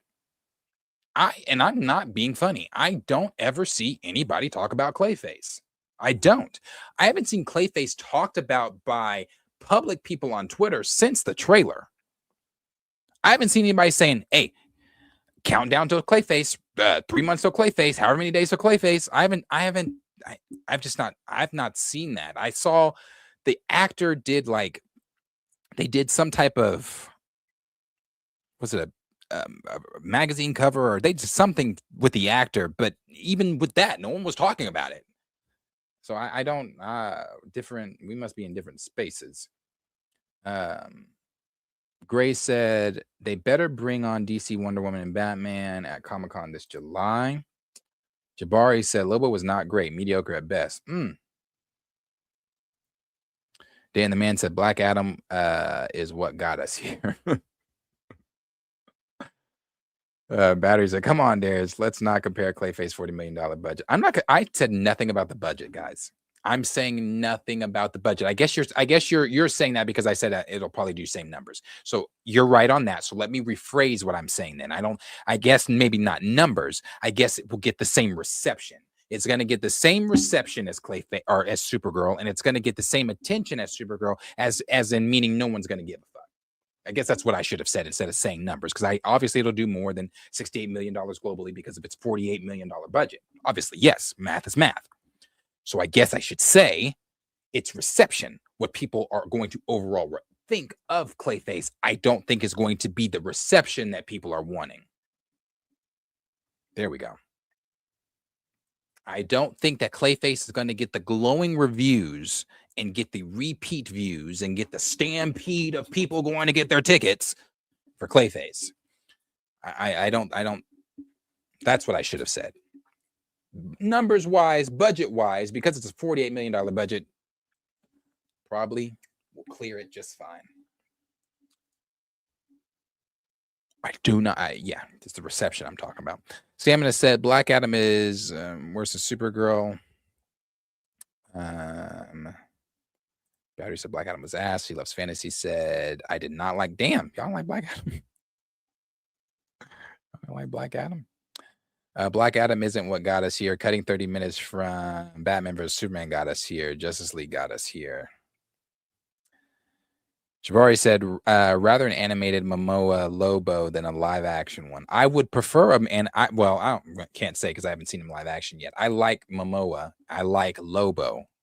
I would prefer him not be in Starfire's shit show. Battery said, feel real bad for Millie. Could actually hurt her young career. Oh no, I really like Millie.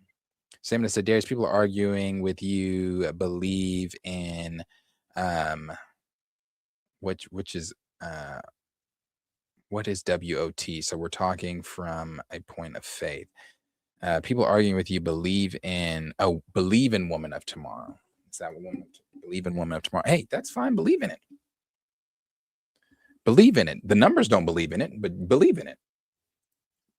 Lauren said they got promo money though.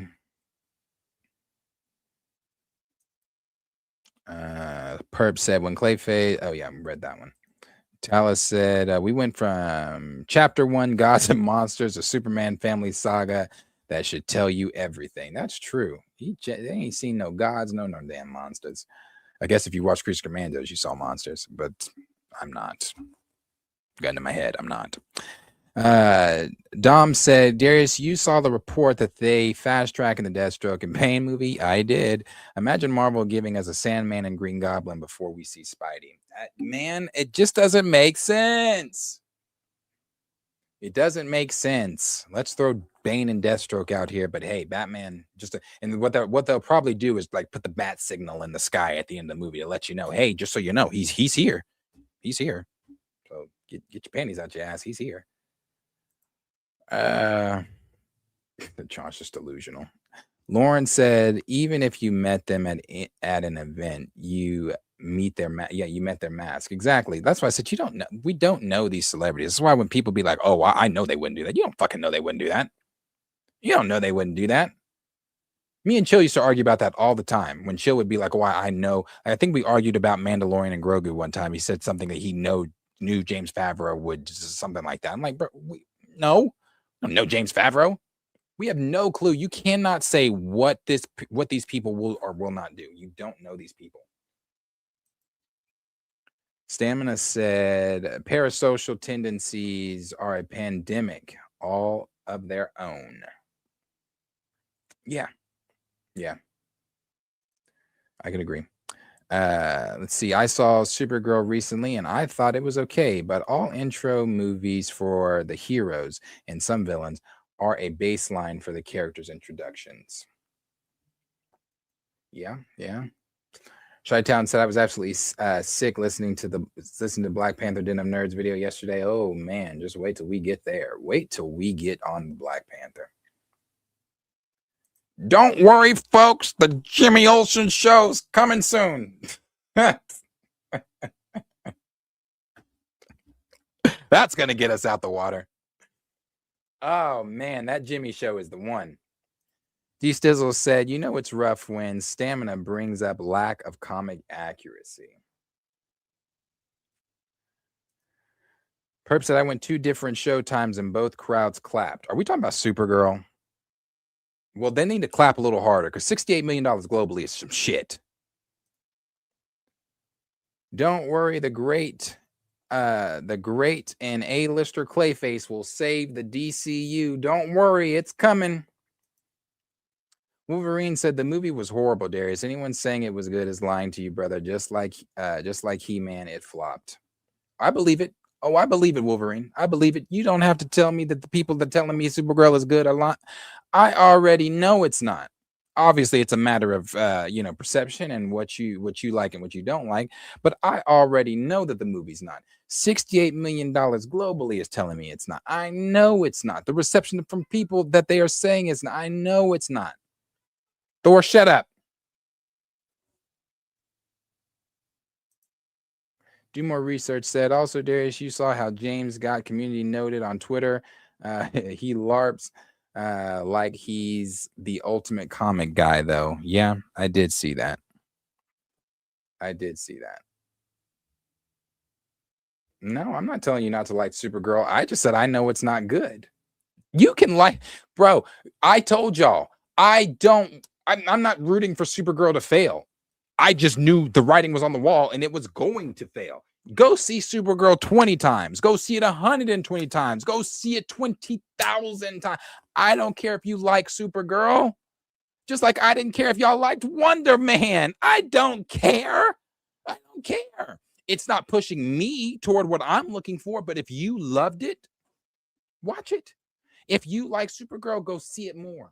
Go take your mom, take your grandma, take your friends, take aunties, uncles, nieces, cousins, take the stranger next to you on the bus, take whoever you want to go see Supergirl because she needs it. She needs it. She needs the help because she's not getting the numbers. She's not getting the moolah. She's not getting the dinero, the green, the uchiwali, whatever you want to call it. She's not getting any of that, the paper. She's getting none of it.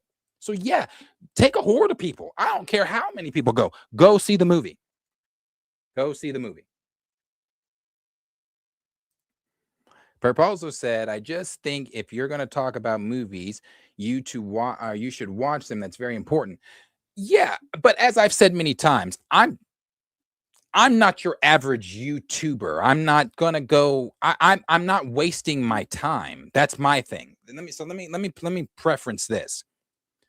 I told y'all before we even had this conversation. I told y'all I was never watching Supergirl. I said that. I think I said that streams ago. I'm never watching Supergirl. I've never seen Morbius. I've never seen Madam Web. I didn't see Venom 2. I didn't see Venom 3. What else? And you want to know why I didn't see any of those? Because they would have wasted my time. I'm not watching Spider-Man Noir. It would have been a colossal waste of my time. If there's a movie that I think is good, I will watch it. I will pay to see it, or I'll see it for free, whatever. But because Supergirl does not tickle my fancy, because it doesn't get me up on my feet, I not want to see it. I don't care to see it for free, and I don't care to pay to see it. I'm still going to talk about it. I'm not talking about the events of the movie. I'm not talking about the things like that, but I'm talking about its box office, and I'm talking about what I thought of its leading up to it hitting theaters and how I always thought what it's doing is what it was going to do. So you may feel that way, Perp. You may think if I'm going to talk about movies, I should see them. It's very important. That's your feelings, brother. This is not your channel, though. This is my channel. And on my channel, what I choose to discuss is what I choose to discuss. What I choose to watch is what I choose to watch. If I don't want to watch it, I'm going to tell you early on, I'm not watching that shit. I told you early on. So nobody should be in their feelings. Nobody should be surprised by this. Nobody should be anything. You should all feel and know what I've been telling you for weeks. Weeks. Let me prep you. Let me tell you now. So when October hits, we're not having this conversation. I'm not watching Clayface. Shocker. I don't care about Clayface. Therefore, I'm not going to waste my time to watch it. Time is very valuable. Time is very valuable. An hour and a half to 2 hours that I'd be spending watching Clayface, knowing I'm going to have a shit time, knowing I don't care based off the trailers. The time I would have spent to watch Supergirl, knowing I would have had a shit time, knowing I didn't care based off of what I saw, would have been a waste of my time. Would have been a waste. Not interested. Battery said, I thought Obsession did cross centers already. I think it did. Do more research said, why not make this movie Elseworld since it has no Batman? It was originally Elseworld, but James liked the script so much that he brought it into the DCU. Chi-Town said, Darius, they was trolling. They didn't really believe all that about Supergirl being released as the second DCU movie. Perp said, Darius, what numbers do you think is going to do? Curious.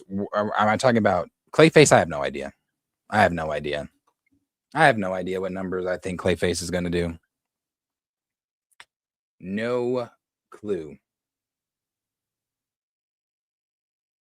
What's wrong with the Bane and Deathstroke movie? Perp, I don't know if you're trolling. I don't know if this is satire. I don't know if you want to be my new chill. I don't know what do you mean what's wrong with the Bane and Deathstroke movie? There's not actually let me rephrase that. There's nothing wrong with the Bane and Deathstroke movie. There's something wrong with the Bane and Deathstroke movie when it comes before Batman, when we've already had Clayface where Batman's not in it. Now you're about to have another film where Batman's not in it. You're not talking about Batman. We ain't seen Batman. That's the problem. That's the problem. That is the problem. It's the same thing that Sony's doing with Spider-Man's villains. All Spider-Man's villains, no Spider-Man. But I know what you're going to say. Guys, they're building. Let them flesh it out. But that's what I'm telling you. I don't give a fuck about that. That's what I'm saying. I don't give a fuck about fleshing it out. I don't give a fuck about building. Start with Batman, then build. Start with Batman, then build. Because none of us picked up, you including, none of us picked up a comic from Batman to be immersed by Bane or Deathstroke or Clayface. None of us. None of us were introduced to Gotham from our love of Bane, Deathstroke, or Clayface. None of us. None of us. None of us turned on our TV on Saturday mornings to be engulfed with Bane, Deathstroke, or Clayface. None of us. None of us. None of us begged our parents when we were younger to get the action figures of Batman and made sure that we got Clayface, Bane, or Deathstroke. None of us. Batman is the go-to. Batman is the guy. Batman is Gotham, the franchise's main character when it comes to that section of DC. That's what's wrong with it. That is what's wrong with it. There's no Batman. Y'all are when we get into this, which we're actually about to go to because I'm done talking about DC. We're actually about to get into it. Let's go ahead and switch over to what's going on in Marvel. What's going on with Black Panther? Because the same way y'all are about to bitch about what I'm about to say about Black Panther, and bitching, understanding that the franchise's main character is absent, that's why we're upset. I don't know how that same knowledge or thought is not conveyed with Batman. He's not there. He's literally not. What are Bane and Deathstroke? I have the same question for Clayface. What are Bane and Deathstroke doing without their protagonist? I've heard it being described as maybe being like a buddy cop thing with them. Brother. All right. How do I know if it's good or bad? You ain't watch it. Makes no sense. Are you talking about Supergirl? How do I know that Supergirl is good or bad?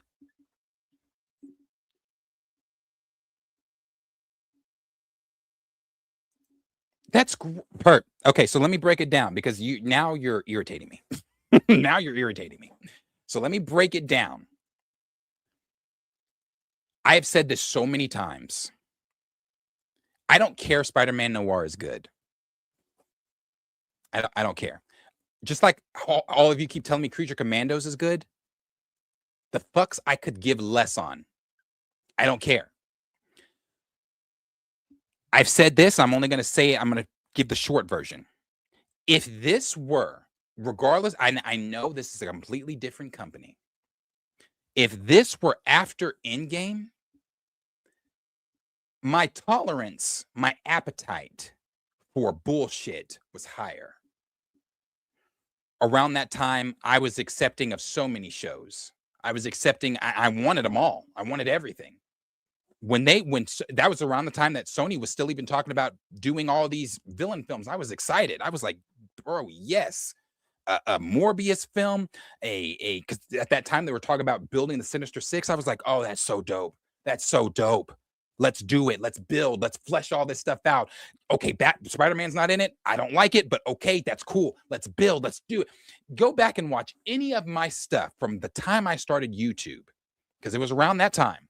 around that WandaVision time to now, my attitude and appetite toward projects like that was so much higher than it is now. Darius, why is that? Because I've been kicked in the dick so many fucking times. Because I've had sand thrown in my face so many times. With all those projects, whether it be from Sony, whether it be from Marvel, or whether it be from DC, my tolerance for bullshit started to wane. So where I was accepting of Moon Knight and you cut the camera every time you punch somebody, I was like, oh, I don't like that, but hey, cool, it's fine, whatever. Didn't like the show, whatever. All those things play an effect on where I currently am today. I've said this before. All of those things culminate to where I currently sit today. And where my current feelings today are, my appetite for bullshit is zero. What I consider to be bullshit, whether I have seen it or not, is based upon my feelings toward these universes. I have said from day one, and I'm going to continue to say it, my thought process is the League. Therefore, I don't care too much about all this other little stuff that you're doing. Me personally, unless it's something that I really think is going to be good, I don't care. So Spider Noir, I bet, I know I've seen some people talking about it, saying that it's really good, that it's not that old Sony mess that you were getting with Madam Web and Morbius and all that other shit. It's actually good, but my appetite for it's waned. I don't care about that Spider-Man personally. If is that Peter? I don't care then. I do not care. I do not care. I do not care. Now, Miles is different. I'd watch something with Miles. That particular Spider-Man, that Spider Noir, I do not care about. I don't care. If this, again, were a couple years back, I'd probably be all in on Spider Noir. As a matter of fact, I sat on the Amazon home screen with Spider Noir highlighted, debating, do I want to press play? Do I want to watch it? But my appetite for shit that's not the main shit has waned. So I've said this many times. I've tried to get you guys to understand where I'm coming from, and maybe you do, maybe you don't. But however, I do not care about the stuff that you all are caring about. I don't. I don't. Spider Noir can be great. Spider Noir can be the next best thing smoking probably ever. I won't watch it because I just don't care. Like, I don't understand why we just aren't understanding that. You know, I saw Josh over the Dinner Nerds having the same conversation with his viewers, saying, because people keep telling Josh, watch Maul, it's so good, which I agree. Maul Shadow Lords is top tier Star Wars material. Watch Maul, it's so good. Watch this, it's so good. Watch that, it's so good. And Josh is in the same spot I am. I saw him say, guys, understand, I'm never going to watch any of that shit. I'm never going to watch it because I'm just simply not in the same space anymore. I'm not. So I'm never going to watch it. So yeah, I don't know if that time it came through clear or understandable or anything like that, but I don't care about any of that stuff. I do not. I do not. And if you're talking about more whatever, yeah, no, we don't know. We don't know. They don't know. Let me see. Scrolling through here before we get to the Black Panther conversations. Because always, every time we talk about DC, the comments just go, go, go, go, go.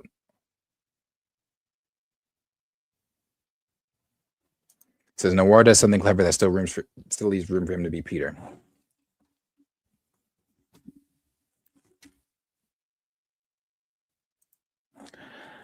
Paul Martin said the only live-action superhero project that maintains my interest is Daredevil. I checked out of that one too. See, that's actually that's another example of how checked out I really am.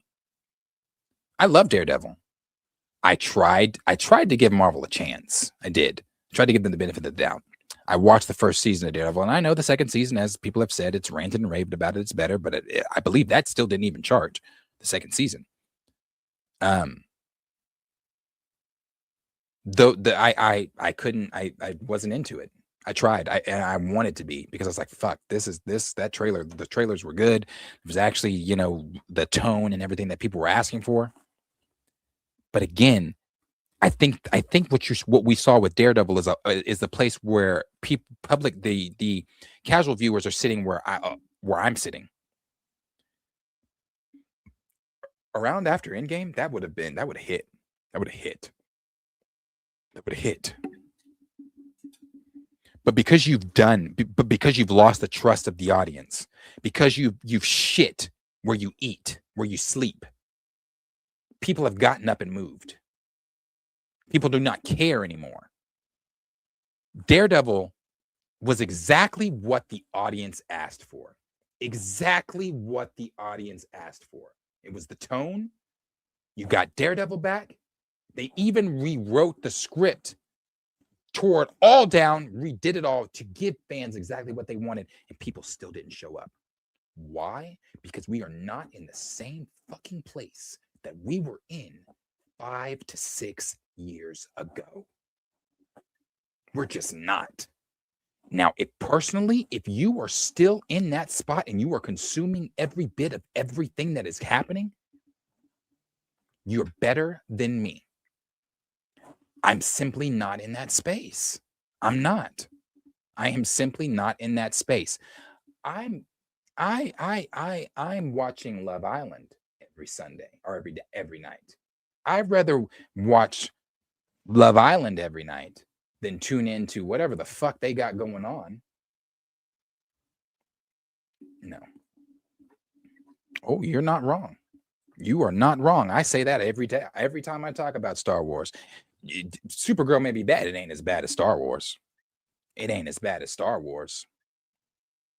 That doesn't take away my love for Star Wars. I still put Star Wars above all this shit, but it ain't as bad as Star Wars. Oh, you damn right. Dare say mixing X-Men 97 season 2. You damn right. Because X-Men 97 season 1 was a banger. Granted, this season is yet to be seen because Bo DeMayo is writing. What the fuck? Why do my figures? One of my figures just fucking fell. Yeah, I think it's gonna be great. I think it's gonna be great. That shit is so fucking annoying. I'll show you guys what it looks like on this side of the camera before the stream is over, because I actually finished setting up all of these figures over here. So I'll show you what it looks like. I still got shit tons more to go, but I'll show you what it looks like. But no, hell no, I'm not missing X-Men 97. Hell no. Stamina said, how has Love Island infected so much of the public consciousness recently? It's so weird to hear people talk about. Really? Well, I guess it's weird if you I think it's weird because Love Island USA got put on the map with season 7. Season 7 with Alandria and Nick and Huda and everybody else. That season was the highest viewed season, I think, of all Love Island. That's what really put Love Island USA on the map. That's why you're seeing Love Island USA everywhere. It was always there. It's just now literally everywhere due to the success of season 7. And season 8 is no slouch either. This season has been, it ain't no season 7, but it's been good. It's been good. It's been good. If you like, I love reality TV. I mean, I was a Flavor of Love week to week person. New York week to week. Tila Tequila week to week. A Rock of Love week to week. Back when VH1 was putting out some banger reality shows for the love of money, where they took all those different contestants from different shows and had them all living in one house, compete, bro. Reality TV used to be my shit. And I still love reality TV. So Love Island has been fantastic. It's been, I watch Love Island and I go watch House of Dragon. Love Island comes out every night except for Wednesdays and Saturdays, and so it's great. Black Claw said, so are the regularly scheduled thoughts about to Junior next? Oh yeah. That is next. I'm too fly. Cam says Star Wars definitely in worse condition. DC will always have the bat and soup save the day. Yep. Oh yeah, reality TV. I was supposed to actually be on reality TV. I was supposed to be on Real World. They came here to Oklahoma. I made it to the third round of auditions. However, I did not get that fourth phone call, which is really, really disappointing. In our yearbook, I am voted most likely to be TV famous in our school yearbook. And so many people from back home were rooting for me on that. Man, I really thought I was going to get on that show. And if I would have got on the Real World, I promise you I'd have got a spinoff, because I was about to go on that show and be the problem. I was going to be the problem just for TV, just strictly for TV.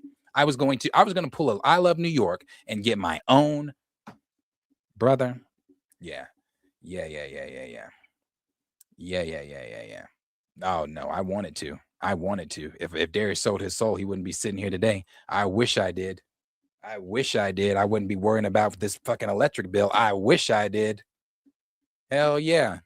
I wish I did, brother. Man, there was actually a couple of reality shows that I auditioned for, but the Real World was the one I got the furthest on. And that application was so long. It was like pages. Like they wanted to know every fucking I get why they wanted to know every fucking detail like that about us, because so they could use shit like that during the show. You know how all that shit is manufactured. But I was here for it. Hey, yeah, let somebody say some yeah, man. Oh, I wanted it. So yeah, I love reality TV. I've always been a reality TV junkie. I love reality TV. All right, let's get into yeah, thanks to Xavier. It would have been dope. Darius on the Real World. I'm telling you, it would have been comedy gold. I was prepping myself. I was like, I'm about to go in here and be the problem. I am gonna be the person that gets on every man. Anyway, all right. So let's talk about this. Let's talk about this Black Panther stuff. Let's talk about Black Panther. So, let me pull that up actually.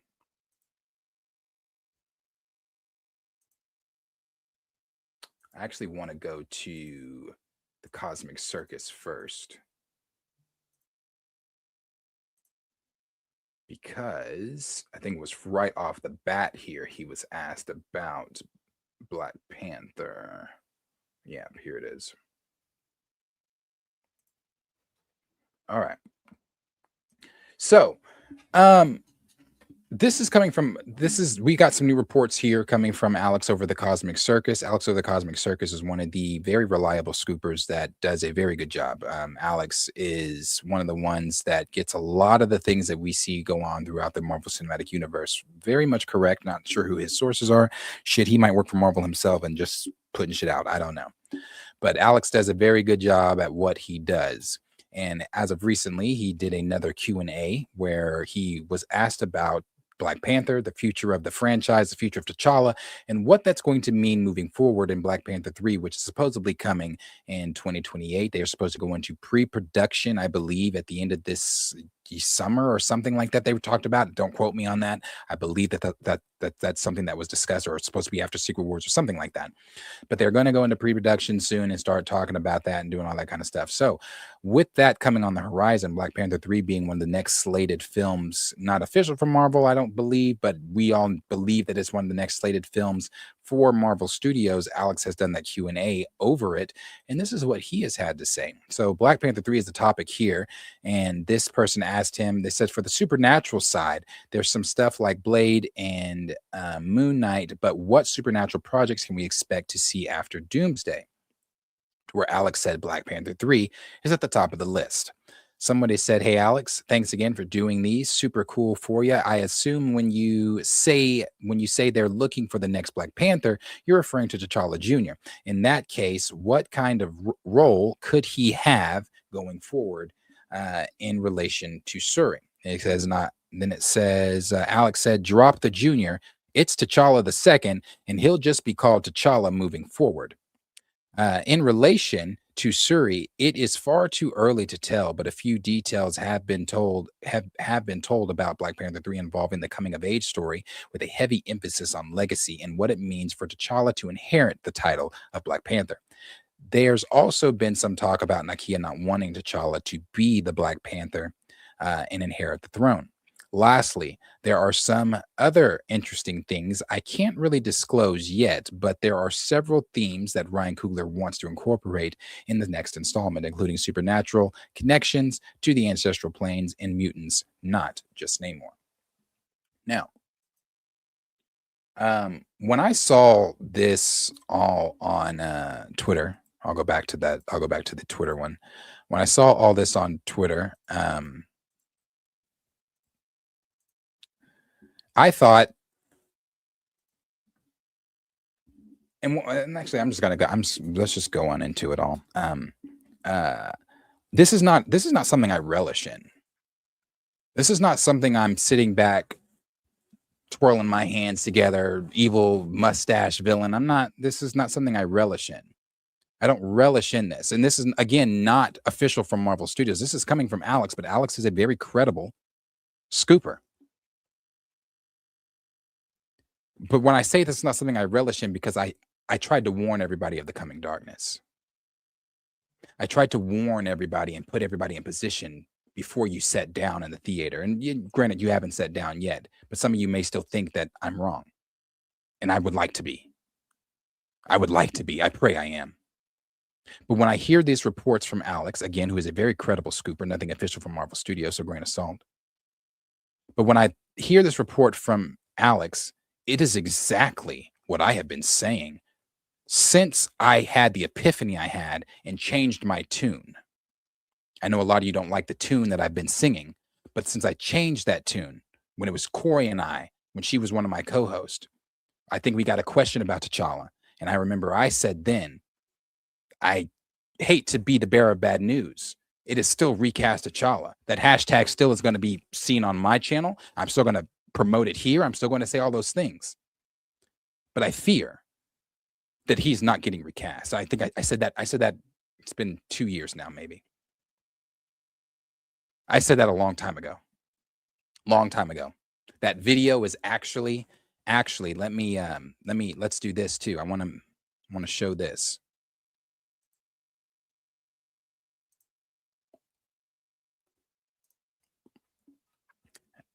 Because I post so many GIFs, it might take me just a second, but that should be here.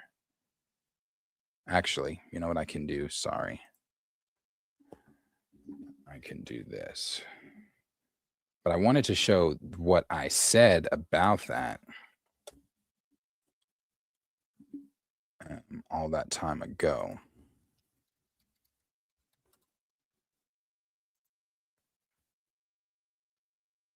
I worried we'd be stranded for hours. Let's go to the channel here, view channel. Let's go to playlist, and it should be in the recast playlist. Okay. Then I can scroll down. Where is it? Here it is. Congratulations. Yet they're going to lay in it. They are not the hope of. There's not. This was. I'm doing this as trying to give a track record here before I go into everything. This was 2 years ago. 2 years ago, actually. So I was spot on that. This was 2 years ago. No time soon, at least. No time soon, at least. I do agree with you on that one. I don't believe they're recasting that character anytime soon, at least. I might give you the hope of the recast, but as of right now, as I've said, I'm going to continue to die on this hill until Marvel proves me different.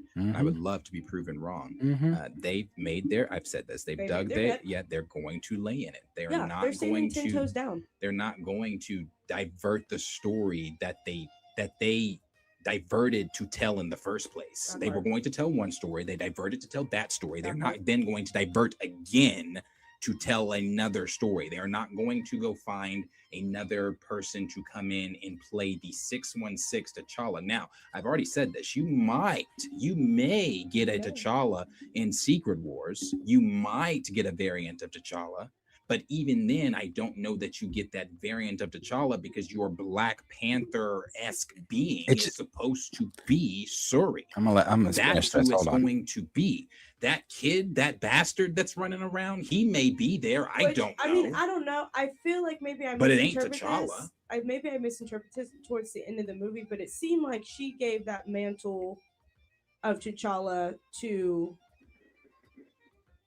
my boy. She is, Johnny. Corey is No, she doing gave well, him the and we've mental actually team. talked about her coming back. Okay, is that what I read into? And then she's gonna say the Black Panther. Yeah, she's going to be the Black Panther, and as And then it he should will be the king of. Uh, Okay, that makes sense. KJ's getting into the first one. KJ Hold on, just let me skip randomly forward a little bit. looked at me one day and was like, "Black," and he looked at me, think I. That's it.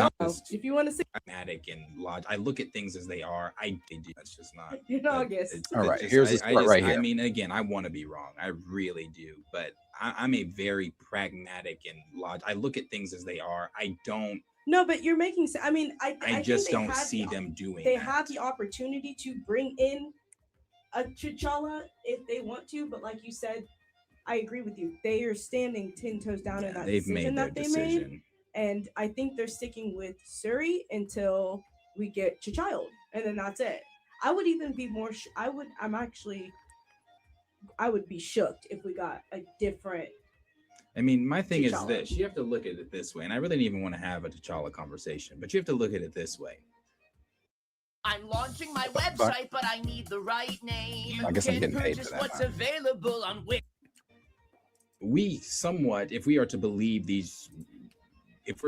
Production Weekly's report of what they put out in their magazine of, the coming Marvel projects, did you see a BP3 before Secret Wars? Mm-mm. So No. So then, we already know where Shuri's showing up next. It was rumored she was going to show up in Nothing's Brave New World. changed. That's not happening anymore. That's not happening. So now she's showing. I don't remember the film. I think the next film they said was the fifth Avengers film. I think the next film she's showing up is yeah. So so it ain't just that T'Challa's not gonna be there. I want to make this clear, and I and maybe this just people just have to see it for themselves. And I'm not saying stop the hashtags, because I still use the hashtag. I'm not saying stop the conversations. Right. I'm saying step into reality. And if you look at it, reality. You're not just not getting T'Challa. You're not even getting the Black Panther. Like whoever they put in the costume is not even going to be there, because you're not going to get the Black Panther. If I'm correct, I remember that. I think that rumor said she's no longer in Brave New World. She's going to show up in Avengers 5, which after that would be Secret Wars. We've already seen the films and shows coming out between Deadpool 3 and Secret Wars. Black Panther 3 ain't on that motherfucking list. Nowhere. So if we are still going with the thought of they are not recasting T'Challa, that then puts BP3 after Secret Wars. We don't know what year, what month, what day or time, but it puts it after. Do you really think that they're not going to pick up? Come on. Where they I mean, off? this was probably one of the best my thing is this. commentaries. This was probably one of the best commentaries over recast that I gave, and it was probably one of the most real commentaries I've ever given over recast, because this was the video. This was the one where I had the epiphany that week. That week, I had the epiphany of, oh, fuck. I'm not going to stop screaming hashtag recast T'Challa. I'm not going to stop defending why he should be recast. I'm not going to stop telling you that representation matters. I'm not going to stop saying that Black stories matter. I'm not going to stop saying that this uncolonized nation with a king that is a king of his own nation should be seen on screen. I'm not going to stop saying that. But I had the epiphany then. They're not recasting him. They're not recasting him. Since I've said that, what else have they shown you that they're not? They killed him in the What If Zombies. They took his voice away and said that was their way to feel somewhat close to Chad again. Still adding Chad in it. They took him out of X-Men 97 and thought that we'd be stupid enough to think that T'Chaka should be pierced with Jubilee, Peter Parker, and everybody else. They have stood 10 toes down since 2020, when Chad passed. They have been standing 10 toes down since then, and I don't see them wavering. I don't see them bending the knee. I don't see them changing their decision, because it never made, and I've said this, I've been fought on this. Marcus has gone back and forth with me on this, everything on it. I have said this. It never made narrative sense. This is where you start thinking pragmatically and seeing things as they are. It never made narrative sense, even though I wanted it to. Even though you can, this is a superhero fictional fantasy world. You can do whatever the fuck you want to do to bring this character back. But they were never going to do that because narratively, we have started a story that we are going to finish. We started a story that we're going to finish. So it never made sense to me for them to say, you know what, Wakanda forever? Yeah, fuck it. Fuck it. We're going to bring him back.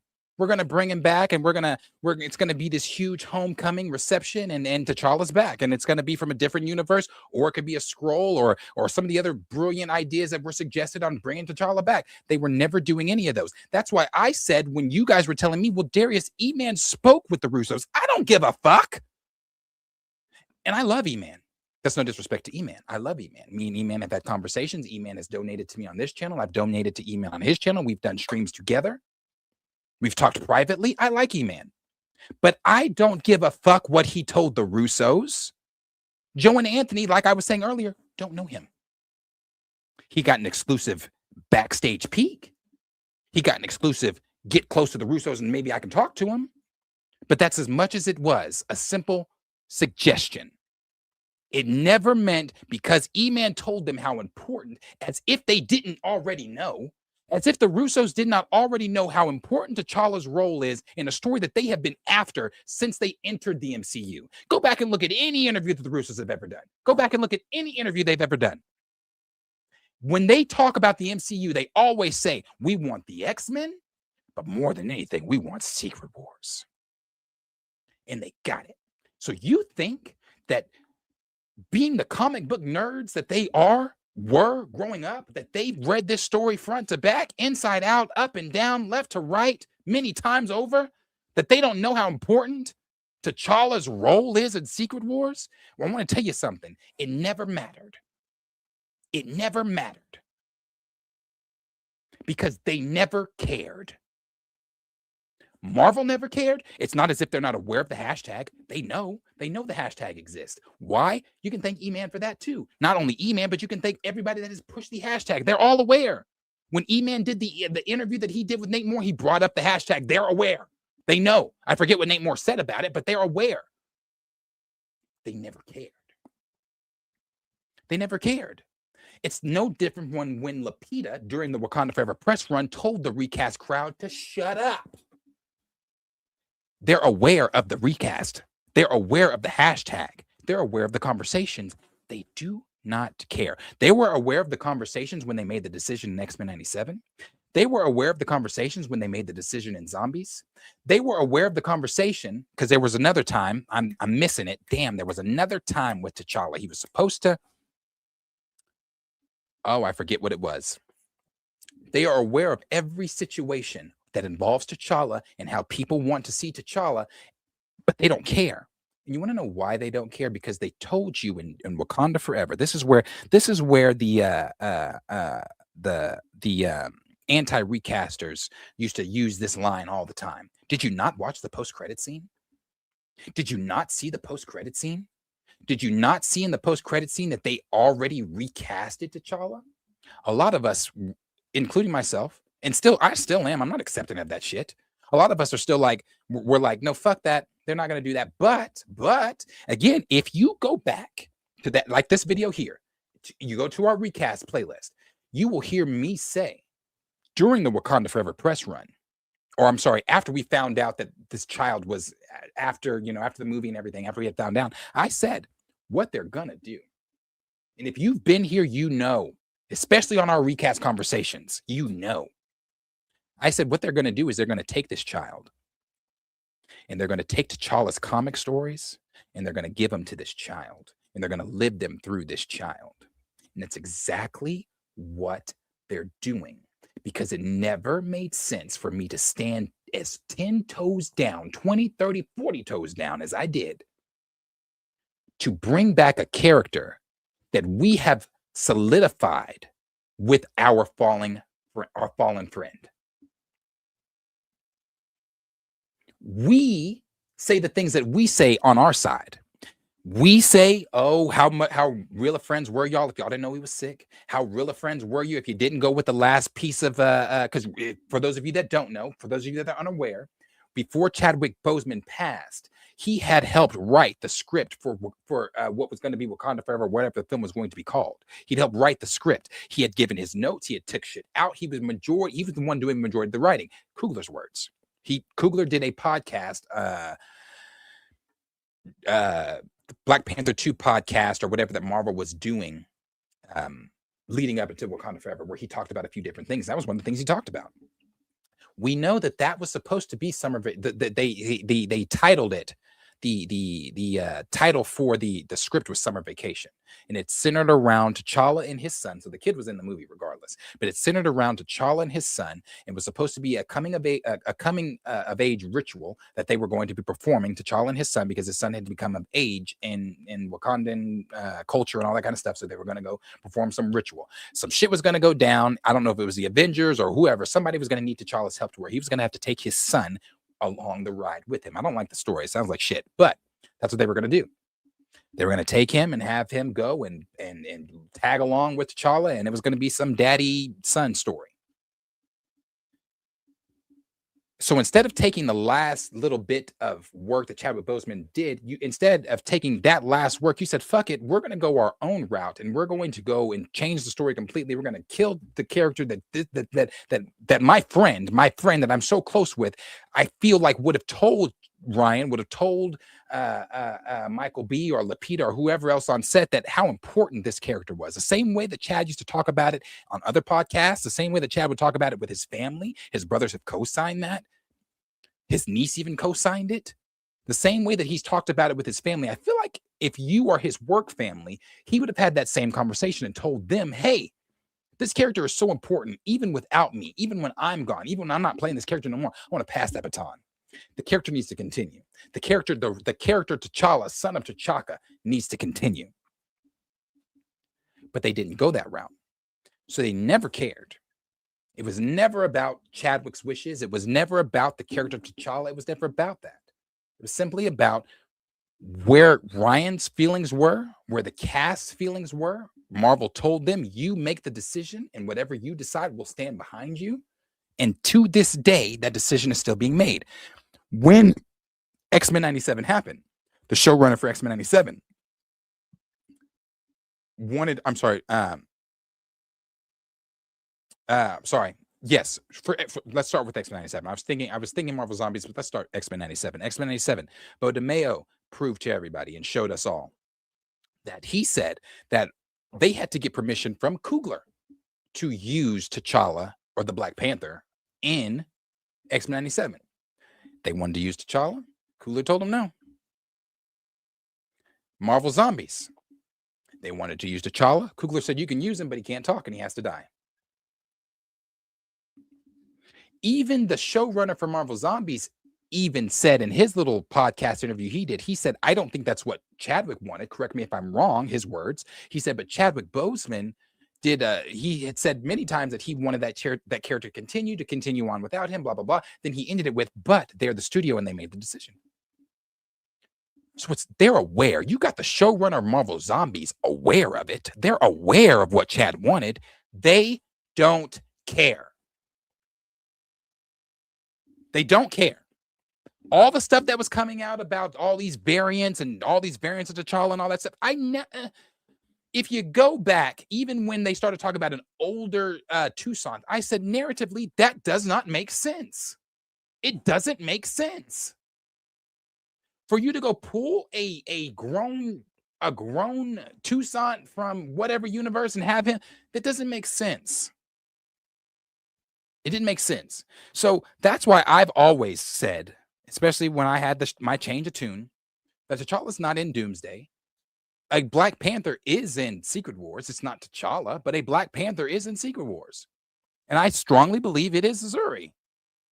I strongly believe that. I do not believe that it is T'Challa, because they're not going to go pull Chadwick Boseman's character that they've tied to Chadwick Boseman. It's not his character, but they've tied Chadwick Boseman to T'Challa. And since they've done so, they are not going to go pull any T'Challa from anywhere. I said it facetiously a long time ago, but I mean it now. They've killed him in every universe. He's dead in every universe. So when you move over to Black Panther 3, I had been saying, I've been trying to prep everybody.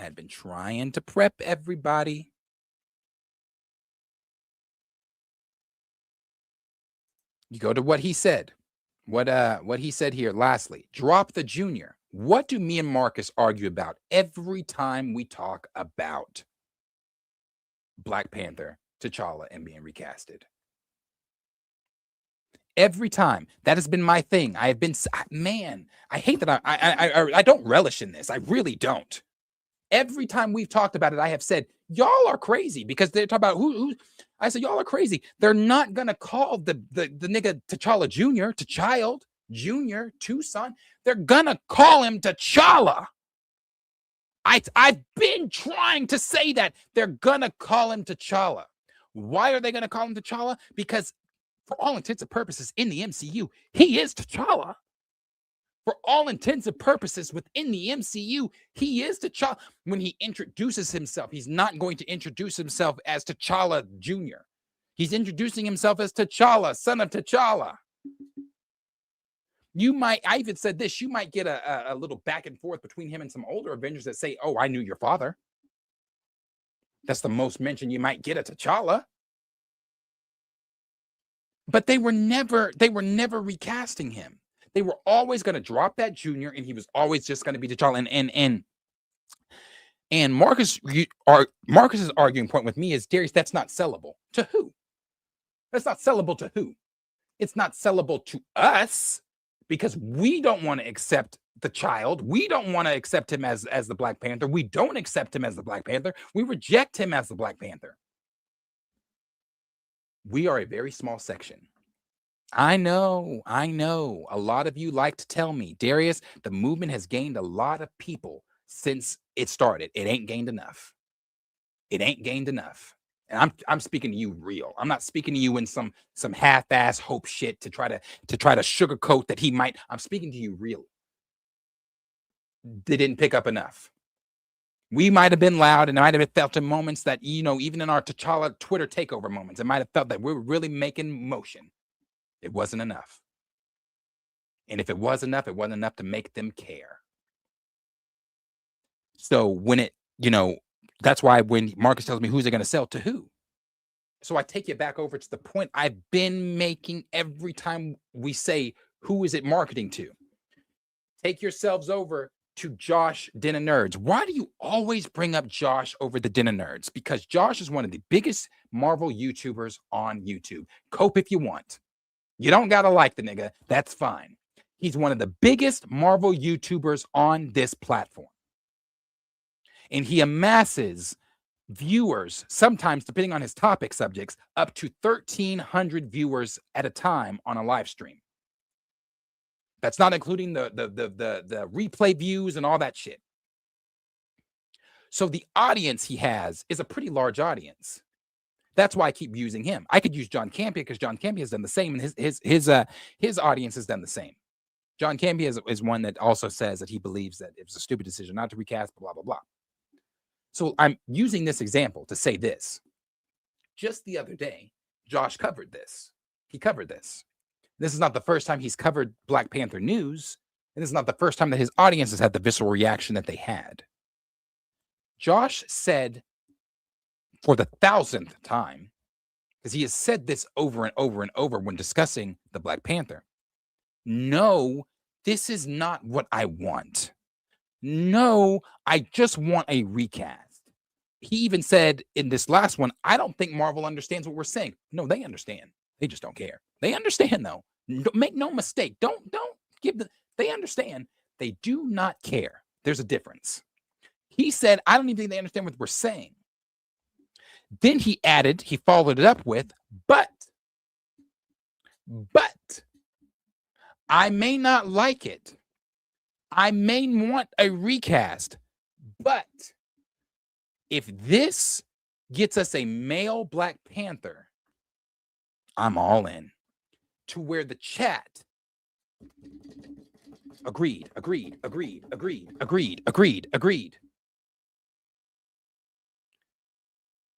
There weren't enough people rejecting the kid. And I don't even know if there would have been enough people rejecting the kid that still would have changed their minds. But there weren't enough people rejecting the kid. Everybody is so accepting of this route. And I've said this many times. I've even given the examples on Pantheon where we've gone to Instagram and looked at different comments from different, sections that's not YouTube or Twitter or whatever, just to see how other people are moving, and they thought the same thing. Not everybody, but majority of those comments were all saying, he's already been recast. The kid is coming. They're going to age up the kid, this and this and that. And they're going to age him up. And it's going to be T'Challa, drop the junior, male Black Panther, doing Black Panther T'Challa comic stuff, because they're going to take those stories and give it to T'Challa, give it to the kid.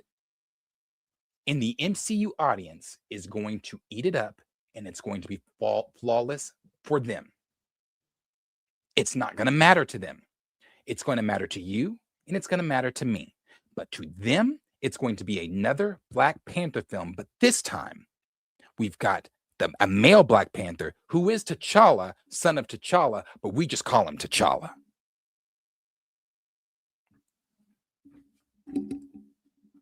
And maybe some of you aren't there yet. Maybe some of you are just like, I still don't believe it. Maybe it's going to take you sitting down in the theater. Maybe it's going to take the trailers. Maybe it's going to take officials from Marvel telling you, fuck your recast. We never cared. You're getting the recast we're giving you. That's the harsh reality of it. That is the harsh reality of it. It's not fun. It's not fair. It's not what we want, but it is the harsh reality of it. They were never recasting T'Challa. They, even when people tried to tell me, oh, he's going to show up in the third one. In what context? In what context? People were telling me it's Secret Wars. They can bring him in. They can do anything. They can't do anything. They can do anything. We watched a movie with a talking tree and a raccoon. They can do anything. It's fictional. It's fantasy. It's comic books. It's superheroes. They're not going to do anything. And you want to know why? Ryan Coogler. I saw some people saying, early on, not Tina, I think Marcus even said this one. Darius, they will have to, I think even Blue even told me this. Darius, they will have to make a decision if Black Panther doesn't do good. They're going to have to make a decision to bring back blah, blah, blah. But you're operating under that's operating under the assumption that everybody thinks the way we think. I'm going to be honest with you. If I'm a casual viewer, this from Cosmic Circus doesn't sound bad. If I'm a casual viewer and I don't care about the ins and outs, I don't care about representation, I just want to see a good superhero movie, this doesn't sound bad. It doesn't sound as like a bad construct for a story. You've got T'Challa's son, who we saw in the post-credit scene, now grown up, teenage-wise probably. Likely Suri's going to be passing over the mantle to him. We're going to see probably M'Baku giving up the throne and things like that. You've got reports of here saying Nakia doesn't want her son taking the throne. So you're going to have the people of Wakanda saying that we don't really give a fuck. He's a son of a king. He needs to take the throne. It sounds like it could be a compelling story that the casual viewers will eat up. You're throwing in mutants as well. You're throwing in supernatural shit as well. You're throwing in Storm as well. Casual viewers are going to eat it up. Casual viewers are going to eat it up. And that's running off the assumption that Secret Wars is a banger. That's running off the assumption that Secret Wars really cements it to where people are somewhat trusting. Because I don't think Secret Wars gets Marvel out of the water at all. You've got to still gain the audience's trust back with the Mutant Saga. But I think Secret Wars, if a banger, and Doomsday, if a banger, people are probably going to be more apt to trusting Marvel again. And when you see a trailer for Black Panther 3 coming off of an Oscar-nominated director of Ryan Coogler, Sinners, which was a top-grossing high movie, talked about everywhere. He just got to deal with Netflix. He's doing X-Files. He was on the table to do Secret Wars. Marvel trusts him. You don't think that he's going to finish that story that he started? Ryan doesn't have social media. Not to say that he hasn't heard about recast. Not to say that people haven't told him things. Ryan doesn't have social media. these aren't reaching Ryan's ears or his eyes. Ryan's not seeing the things that we're seeing. He's not talking about the things we're talking about. He's focused on his stories that he's going to tell, and that's it. And the story that he's going to tell with T'Challa is going to pick up where his last story left off. And it has nothing to do with bringing T'Challa, son of T'Chaka, back to life. As unfortunate as that is, that's the reality of it. As much as I can see. Until Marvel says anything officially, as much as I can see, that's the reality of it. That is the reality of it. The stuff with Storm. Adding Nate Moore. Nate Moore is no longer an executive producer at Marvel Studios. Nate Moore contractually has one more film with Marvel Studios. That film is Black Panther 3. During Wakanda Forever, what did Nate Moore tell you? He wanted to bring in Storm. He wanted to bring in Bishop. He was talking about mutants and when to bring them in and how to bring them in and all that kind of stuff. Being his last Marvel film, and he said he's always been wanting to bring in Storm or some type of mutant or something like that. I said it facetiously, somewhat over time has gotten more real, and I'm saying it for real today. I mean this shit today. As I've said before, they're partnering Storm up with the Child. They are taking T'Challa's comic stories and playing them through the Child. I said that in 2022. Storm will be paired up with the Child. Nate Moore, being his last fart left at Marvel, is going to leave a long-lasting stinky one. And then he's going to exit stage left. And he's going to never be seen again at Marvel Studios. But he is the executive producer here. He is going to have some type of say in what he may want to see played out in the film. And because he has had Coogler's ear in the past two films, he's likely going to have his ear in this one.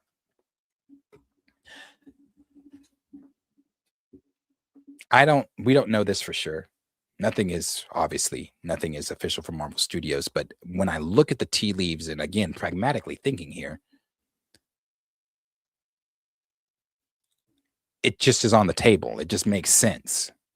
It doesn't make sense, but in the way that the MCU is moving, in the way that things are moving for Coogler and this franchise, and it makes sense. It makes sense. It doesn't. One thing I started saying too during my retuning of Recast T'Challa. I used to ask every time. I still ask, what evidence? And I mean this. I want someone to answer me in the comments. What evidence, since burying T'Challa in Wakanda Forever, has Marvel given you, the viewer? What evidence from scoopers, from tea leaves that you may have seen on your own, or what evidence has Marvel given you that they are even sniffing recasting T'Challa? What evidence? I feel like they've given you more evidence that they're not than evidence that they are. What evidence has Marvel given? I even said, around the time before Doomsday and Secret Wars, I was saying, we'll know probably around that time. As we get closer to Doomsday and Secret Wars, we'll probably know more because we'll start seeing casting rumors and things like that, blah, blah, blah, blah, blah. Even the stuff with Damson, I think Damson is just playing Missouri. I think Damson knows that.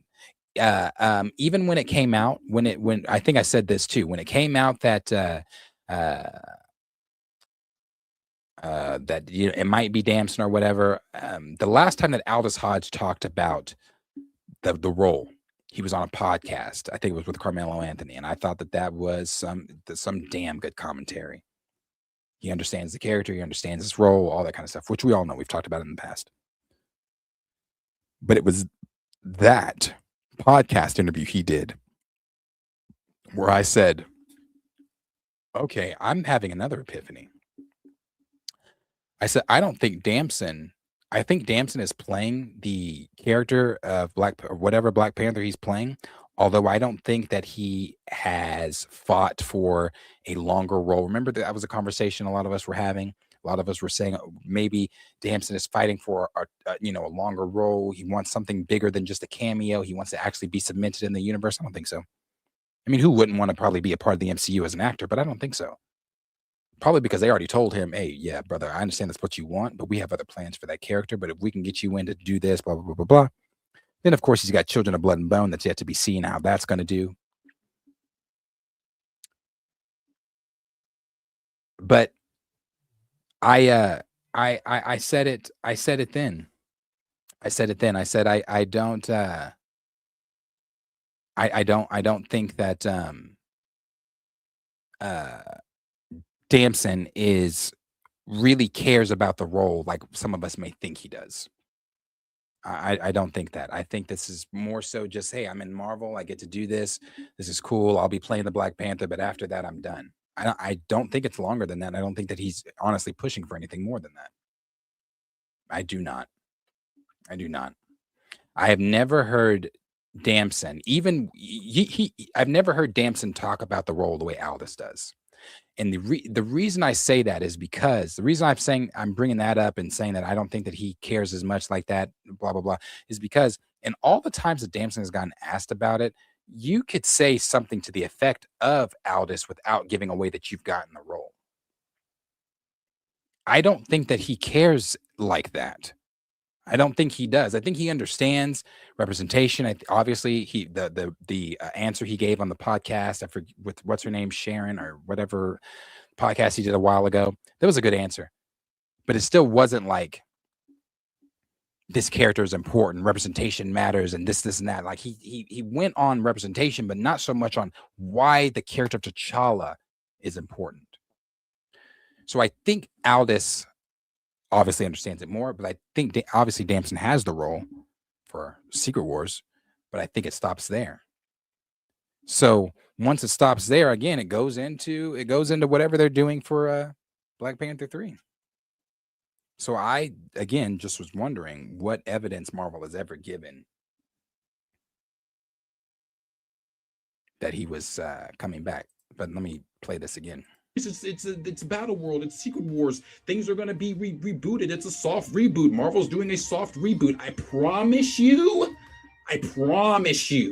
within that soft reboot, it ain't recasting T'Challa. I'm telling you. That soft reboot is soft rebooting. Okay, now you've got the Fantastic Four in your universe. Okay, now you've got the X-Men in your universe. Characters that weren't previously in the universe are now in your universe. That's your soft reboot. Right. You're not.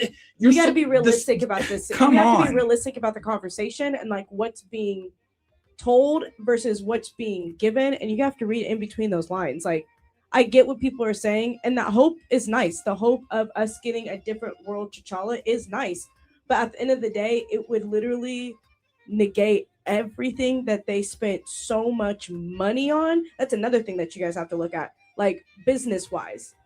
They paid so much money for this movie, for the advertisement, for the marketing, toys, stickers, backpacks, for none of it to sell. None of it sold. It's still on clearance at Aldis. For none of it to sell, for it to not even make more than what they did. They went all out for Wakanda Forever.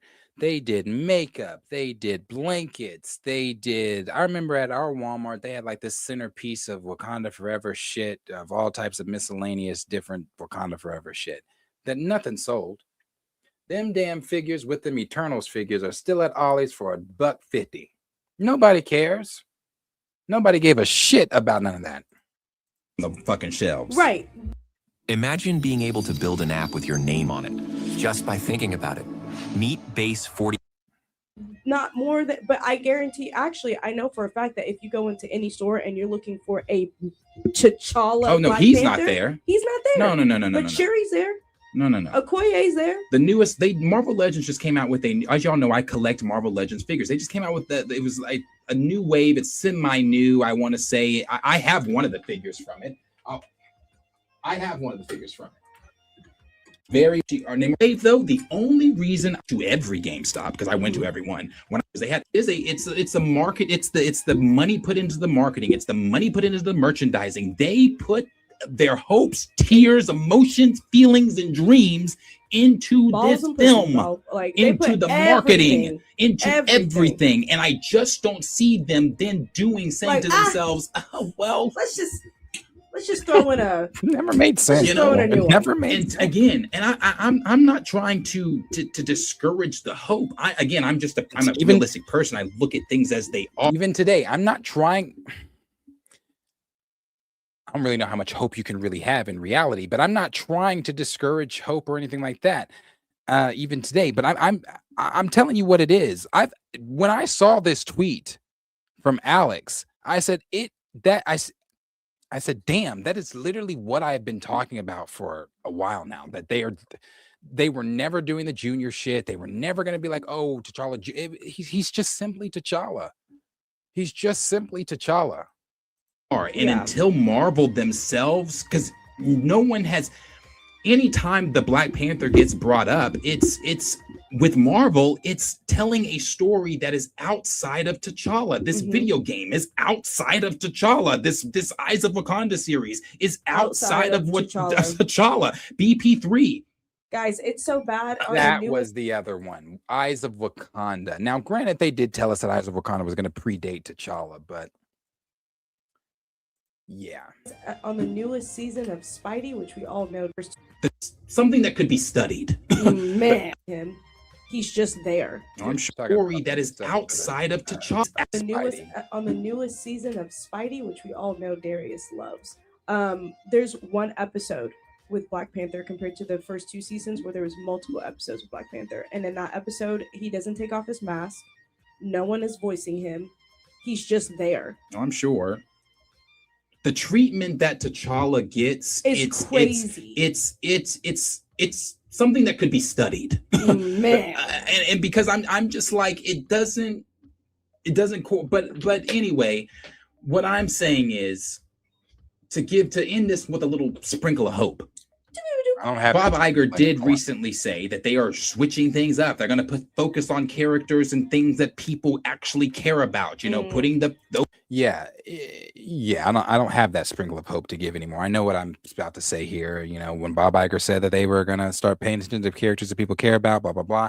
I was going on saying that Bob Iger being a money man, he might think, T'Challa sell, but no, they're not 2-year-old thoughts. They're not thinking that way. They're not thinking that way. They don't give a fuck about that. They're not thinking that way. Yeah, so until more comes out about T'Challa or more about Black Panther 3 plans within the MCU, this is what I choose to believe. Not only is this what I choose to believe, this is what I do believe because it's what I've been saying for quite some time.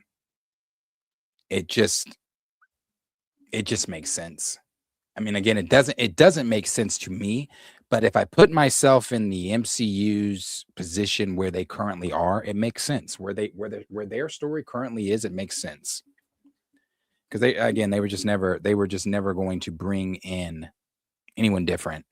They were never going to resurrect him or do any of that stuff. It just wasn't happening. So we may get to see T'Challa. You may get to see a male Black Panther go up against Namor eventually. Whatever stories T'Challa performs in the comics, you'll see him. It'll just be T'Challa, son of T'Challa, doing them, and not T'Challa, son of T'Chaka. So we'll see again where it goes, but I really do believe Alex. I really do.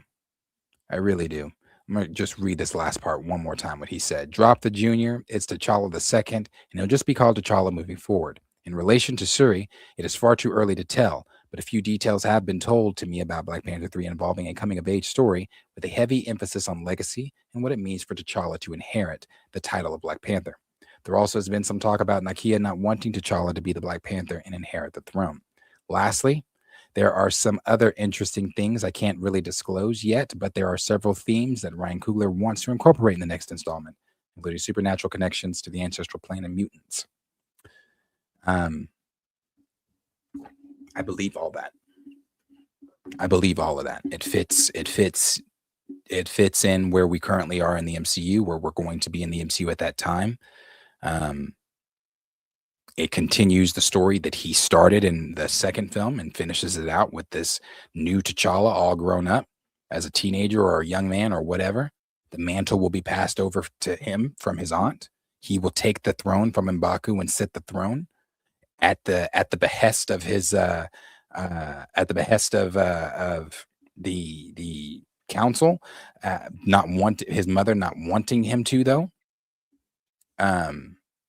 That story, plus, and then you're going to add the supernatural stuff in it. You're going to add the mutant stuff in it. It makes sense where they are. Supernatural, we don't know what the supernatural is going to be. I've seen some people saying Shadow King. Maybe Denzel's playing the Shadow King. I don't know about that. Some people saying a Chabi, going back to those early rumors. I've even seen now Brother Voodoo from some new scooper. I haven't seen the scooper. I'm actually going to go back to Twitter now that we're... But from some new scooper. He's new to me. He may not be new. New to me. What's his name? Didn't I bookmark that shit? Yeah. Main Middleman. So the main middleman also claims that Lakeith Stanfield is going to be playing Brother Voodoo, and that Brother Voodoo is going to be a antagonist. I don't know that I believe that either. Brother Voodoo's one is I don't believe is going to be an antagonist, being that, I mean, we've already been introduced to Haiti within the MCU, so we know that Toussaint is Haitian as well. His Haitian name is Toussaint, he is called T'Challa. He's going to be called T'Challa. So knowing that Brother Voodoo comes from Haiti, knowing that this kind of rumor with Lakeith has been out there for a while. First, it was something with Silver Surfer. Then I think it got transferred over to Brother Voodoo or something like that. So Lakeith may be playing Brother Voodoo. I don't know if I really believe this one or not. I don't know who the main middleman is. But Lakeith may be playing Brother Voodoo. He may not. If Brother Voodoo is in the next installment of, I mean, that would add to the supernatural stuff. If Brother Voodoo is in this next installment of Black Panther, I hope it's not as an antagonist. But yeah, we'll see. We'll see what happens. They put, yeah. Doctor, I hate when they say doctor. I really wish they'd put brother. Brother Voodoo is reportedly being considered. I know it's doctor in the comics and stuff like that. I just prefer brother. Is reportedly being considered as one of the antagonists. Yeah, just crazy. Why is he an antagonist? But yeah, we'll see. We'll see what happens. As I've said, I don't expect a recast. I'm going to continue to say this until I'm proven wrong by Marvel. I don't expect a recast. I don't expect T'Challa in Doomsday or Secret Wars. I expect a Black Panther, but I don't expect it to be T'Challa. I don't expect to see T'Challa and Son of T'Chaka in Black Panther 3. And any stuff that they do with the Ancestral Planes, I don't expect to see him there either, because they've already said they don't want to do the weird shit with Chadwick Boseman. So for all intents and purposes, he truly is dead to this universe. Again, during X-Men 97, I said it facetiously, but I mean it. He is dead in every universe. I believe whatever sickness plagued him in this 991 or Earth 9999 or 616, whatever the fuck the MCU is, plagued him in Earth 328, plagued him at Earth 123, plagued him in 90210, plagued him in 405, the 724, plagued him in all of them. I believe it killed him in every single one of them. So, yeah, I don't know. I believe Denzel. I've seen the Shadow King stuff, but I would play more toward the Achabi stuff. But maybe Shadow King. I mean, that fits in with the mutants. So maybe Denzel really wants to be a villain, and this is his. I don't know. Maybe. But the Shadow King is not going to be like. Yeah, I mean, maybe, because you're going to get. But maybe. I mean, the Chabi would kind of be a one and done too, but I wouldn't say the Shadow King is one and done. You can use him in other places, but having the psychic abilities that he has, You could definitely use Shadow King in other places, especially using the mutants. So Denzel could reprise the role and come back. So maybe the Shadow King. I don't know. But yeah, that's I know a lot of people are gonna hate it. But I hate to say it this way too. More people are gonna love it than they hate it. More people are gonna love this than they hate it. And I know I'm not talking the language y'all want to hear. But in me talking this language, that's not me saying that I love it. That's not me saying that I want to see it. I'm just telling you how the court of public opinion is going to go when it comes to this film. How people are going to eat the film up when it comes to casuals. People in our spaces are going to dog it like, they're going to say this, they're going to say that. It's not my T'Challa Jr., T'Challa, whatever. But by and large, the overall reception of this is going to be, wow. Not too bad. Not too shabby. So we'll see. That's all that he has said about it. Let me see when they were saying it's supposed to go into production. Like I said, I saw that a few days ago. Black Panther 3 production.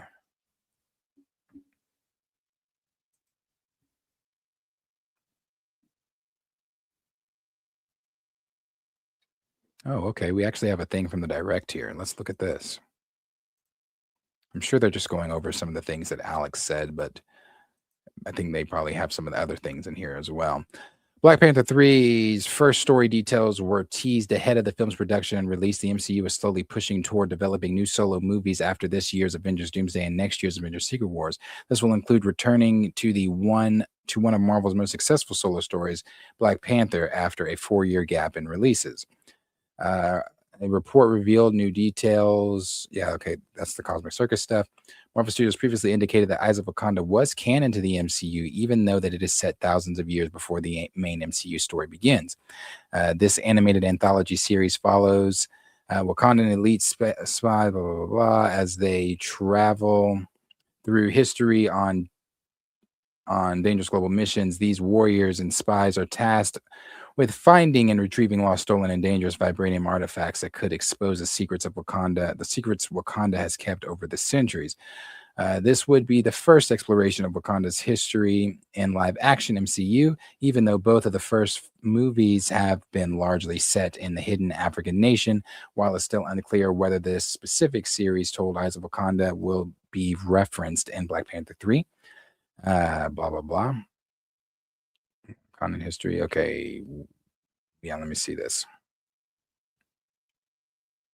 Yeah. They talk about it down there.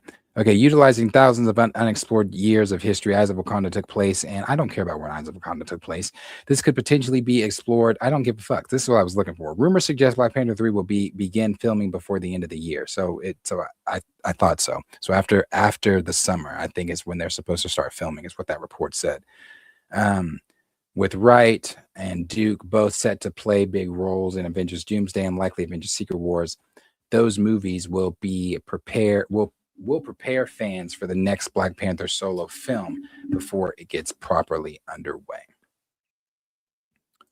Yeah, Black Panther 3 is officially in active development by Marvel Studios with acclaimed filmmaker. Yeah.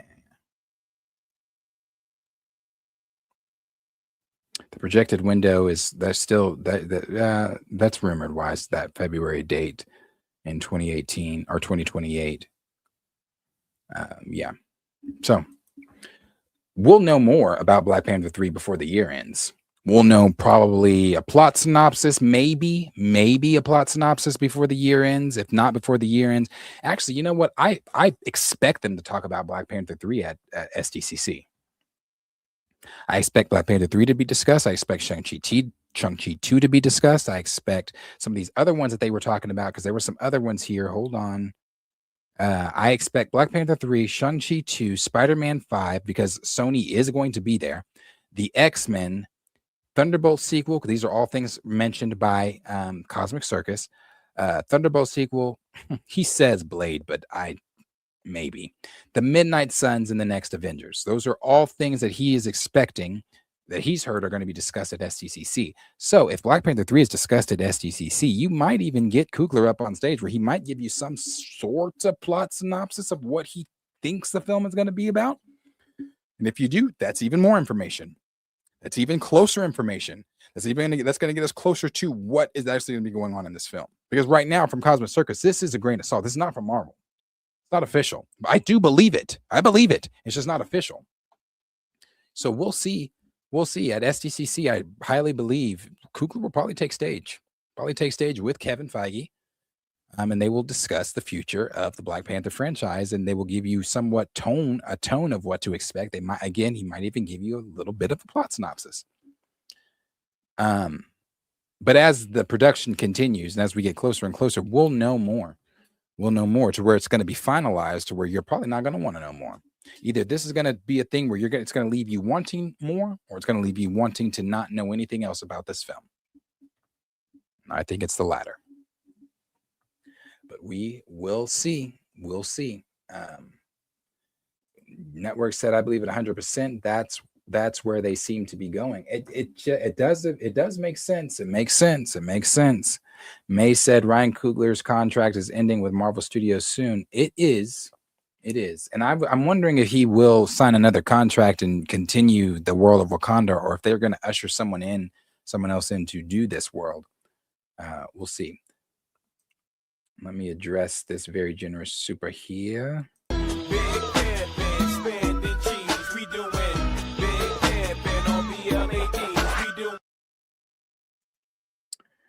One from Andre, and I have another one from Arthur that I need to address as well. But one from Andre that said, do you think they announced the cast of X-Men at SDCC? I don't know if they announced the cast. Maybe. But I don't know if they announced the cast. I definitely know they talk about it, but I think they should. They probably should bring out cast members. Bring out the cast members. You need to get as many people excited for this next phase as you possibly can. And just saying X-Men alone ain't going to do it. So I think they definitely should. I think they should. Thank you so much for that, super.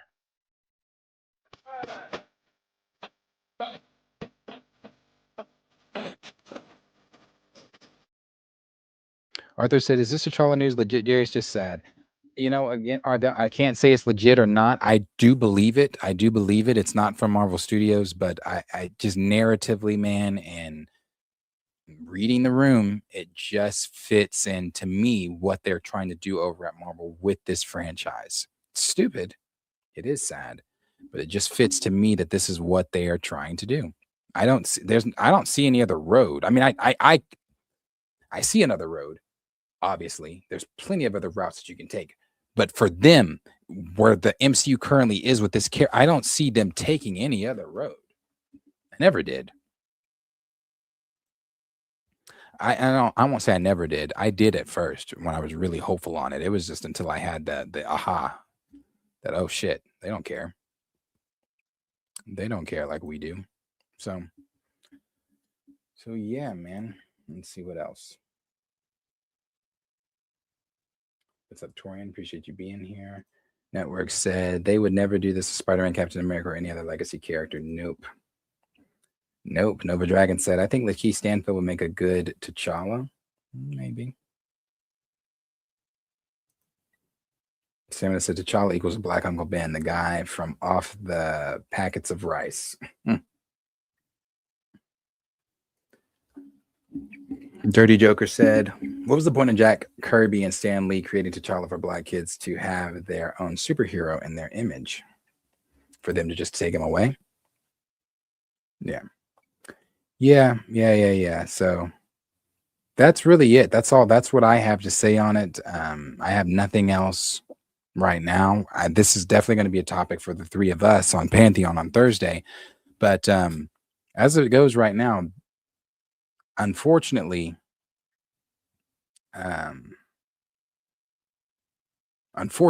this seems to be what myself, I know Tina as well has echoed some of my same sentiments when it comes to my thoughts on recast. I know even Chill has come around to seeing what I'm seeing when it comes to recast.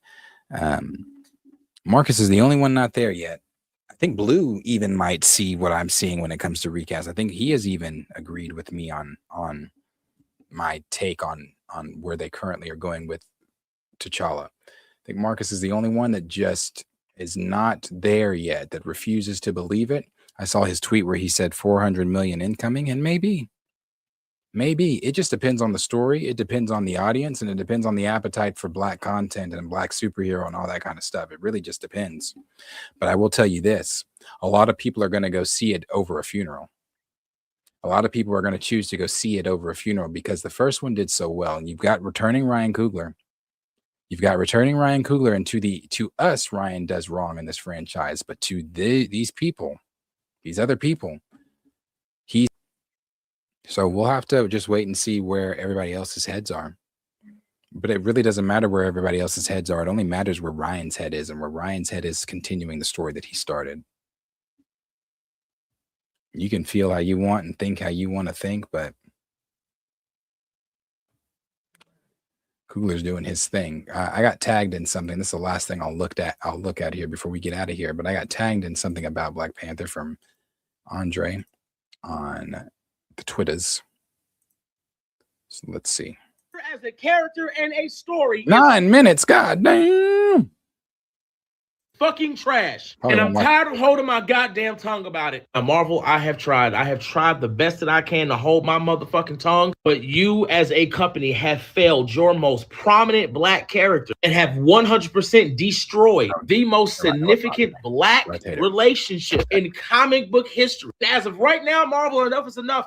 You got to get your shit together. Because I can't fucking take it no more. Don't get me wrong. You got some new shit coming. Cool. But is this going to redeem all the fuck-ups that y'all have had when it comes to Black Panther? Absolutely not. Matter of fact, let's talk about it. Stop letting Black people who don't care about Black people write Black stories because it never goes well. And I don't want to hear, well, how do you know they don't give a fuck about Black people? It's in your fucking writing. Nothing about you caring about Black people shows in how you write them. Let's start there. Oh, no. Let's fucking start with you. Your Black Panther run was so fucking atrocious. I thought I was watching a Tyler Perry movie in the written form. Oh, y'all think I'm playing? Let's start this shit off. You have Black Panther, you have Storm. When you think Black love, Black pride, and Black representation, this is the couple that you think of. In his Black Panther run, he completely fucked them out of that. Not only did he have Storm abuse T'Challa, but he had T'Challa lie and betray her in a way. Not only was it disrespectful to Black men and Black women, you should be banned from ever writing anything Black when it comes to Marvel ever again. This motherfucker right here not only had T'Challa kicked out of the fucking Avengers for doing what he's supposed to do, like, oh, I don't know, have a contingency plan for the most powerful characters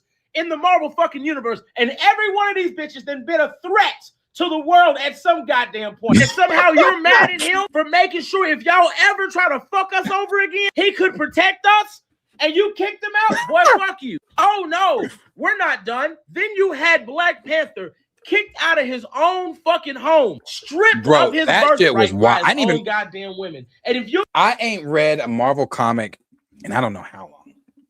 Actually, I take that back. I went back and reread the ones that Bo told us to read for X-97. Like E is for extension and all that. But I did find these panels online and I read them, and oh my lord, this is like when is this the one where Cap told him basically go back to Africa? Nigga, take your ass back to Africa. Is this that one? You thought that was the worst part? No, it wasn't. Wakanda made the same bitch who was drowning their babies in the fucking ocean their protector over the motherfucker who has literally sacrificed everything for them. And it's like, no matter what the fuck he did, y'all, women, Black women, no, it wasn't a white man. It wasn't a fucking alien. No. This was Black women who kicked out the king of Wakanda and took his shit. That's not even the worst fucking part. You had Black men turning on Black women, just like you had Black women turning on Black men. In a nation of Black people, where if you read the comics, they're past that. Specifically after the Intergalactic Empire. Y'all, let me go read it for yourself. Because y'all think I'm playing. Everything was good. The intergalactic empire was united. We thought after that run, Marvel was finna give us nothing but gold. This was the perfect ending to a brand new fucking start. Just for you to fuck around and write Medea Part 2. Just explain to me how the fuck a black man of all people not only turns on his black woman, but in such a way that he chooses the love of another man opposed to the woman who has stood by you since y'all were kids. Oh, hear me out. Storm is T'Challa's first. T'Challa is her first. She had never kissed a man or anything before she met him. That is her first love. And you mean to tell me your black ass decided it was a great move to have T'Challa tell Storm to her motherfucking face the only person that he's ever actually gave a fuck about wasn't the woman that's been with him since he was a child. No, it was some dude we ain't never fucking heard of. And he gonna try to play it like, oh, Aurora, I'm sorry, I didn't mean it like that. Yeah, you did. Because you wrote it like that. You wanted to write Medea too. Matter of fact, if y'all go read some of his other writing, it's just black trauma. You don't know how to write black excellence. Oh, then we get to you. I'm not even going to show what you did. What I am going to do is point out the fact y'all make this make sense. I was Wakanda, the most wealthiest nation on earth. And in some parts of the galaxy, and somehow y'all got ghettos. Somehow y'all got over-policing. Y'all got black men and women experimenting on innocent black men and women. You can't make this shit up. Your Black Panther run was fucking trash. It was garbage. Your Black Panther run was also trash, and that shit was garbage. And you keep your ass out of the fucking writing room. Because make this shit make sense. I told y'all, Black Panther as a character does not belong to us as a culture. It doesn't. No. And at any point in time, Marvel or anybody can make the mantle of Black Panther a white man. I told y'all that. And I showed you how they could make this a They can do whatever they want to do, whether it be in publishing, whether it be on the big screen, whether it be on your TV screen, small screen, whatever. They can do whatever they want to do with this character. And they're showing you, they are showing you through publishing and through the MCU that we are going to take the liberties that we want to take with this character. And we're going to do what we want to do with this character. And we don't give a flying rat's fucking ass whether you like it or not. They don't give one fuck, two fucks, red fucks, blue fucks, whether or not you like it. They do not care. They do not care. Reality, whenever the fuck they wanted to. And guess what? It wasn't a white man that did it. Nope. It was a black one. It was a black one. One that had been writing Black Panther for fucking years. And in your infinite fucking wisdom, you thought this was a good idea. You lost your motherfucking mind. Again, it was not someone white who did this. It was someone black. You wonder why that bitch bombed so goddamn bad. Motherfuckers was throwing that shit in the trash. So again, all the damage for Black Panther as a character and why his comics are not selling like that, why his stories are just fucking garbage. It is not because of white writers. It is because we have people writing for these characters who do not give a fuck about them. Let me give you some examples. After the Intergalactic Empire, Mr. Coates not only wrote a phenomenal Black Panther run, but that entire run was the best of Black excellence. Now we go on to Jason Aaron. Jason Aaron did 2018 Avengers, where he had Black Panther in the forefront. This man not only has some of the best writing in a team-up comic, specifically for Avengers, as Black Panther has thrived in other comic books not written by Black men or Black women. Just so fucking sad, because even when you look at the events of Secret Wars, he was the most valuable character in Secret War, being the only character who could go toe-to-toe with Doom. Oh, he was a God King. Now, again, although, like I said earlier, E-Man went up to the Russos, showed them comics that they've been reading since they were kids, granted, Secret Wars that version of Secret Wars didn't come out when they were children, but the original did.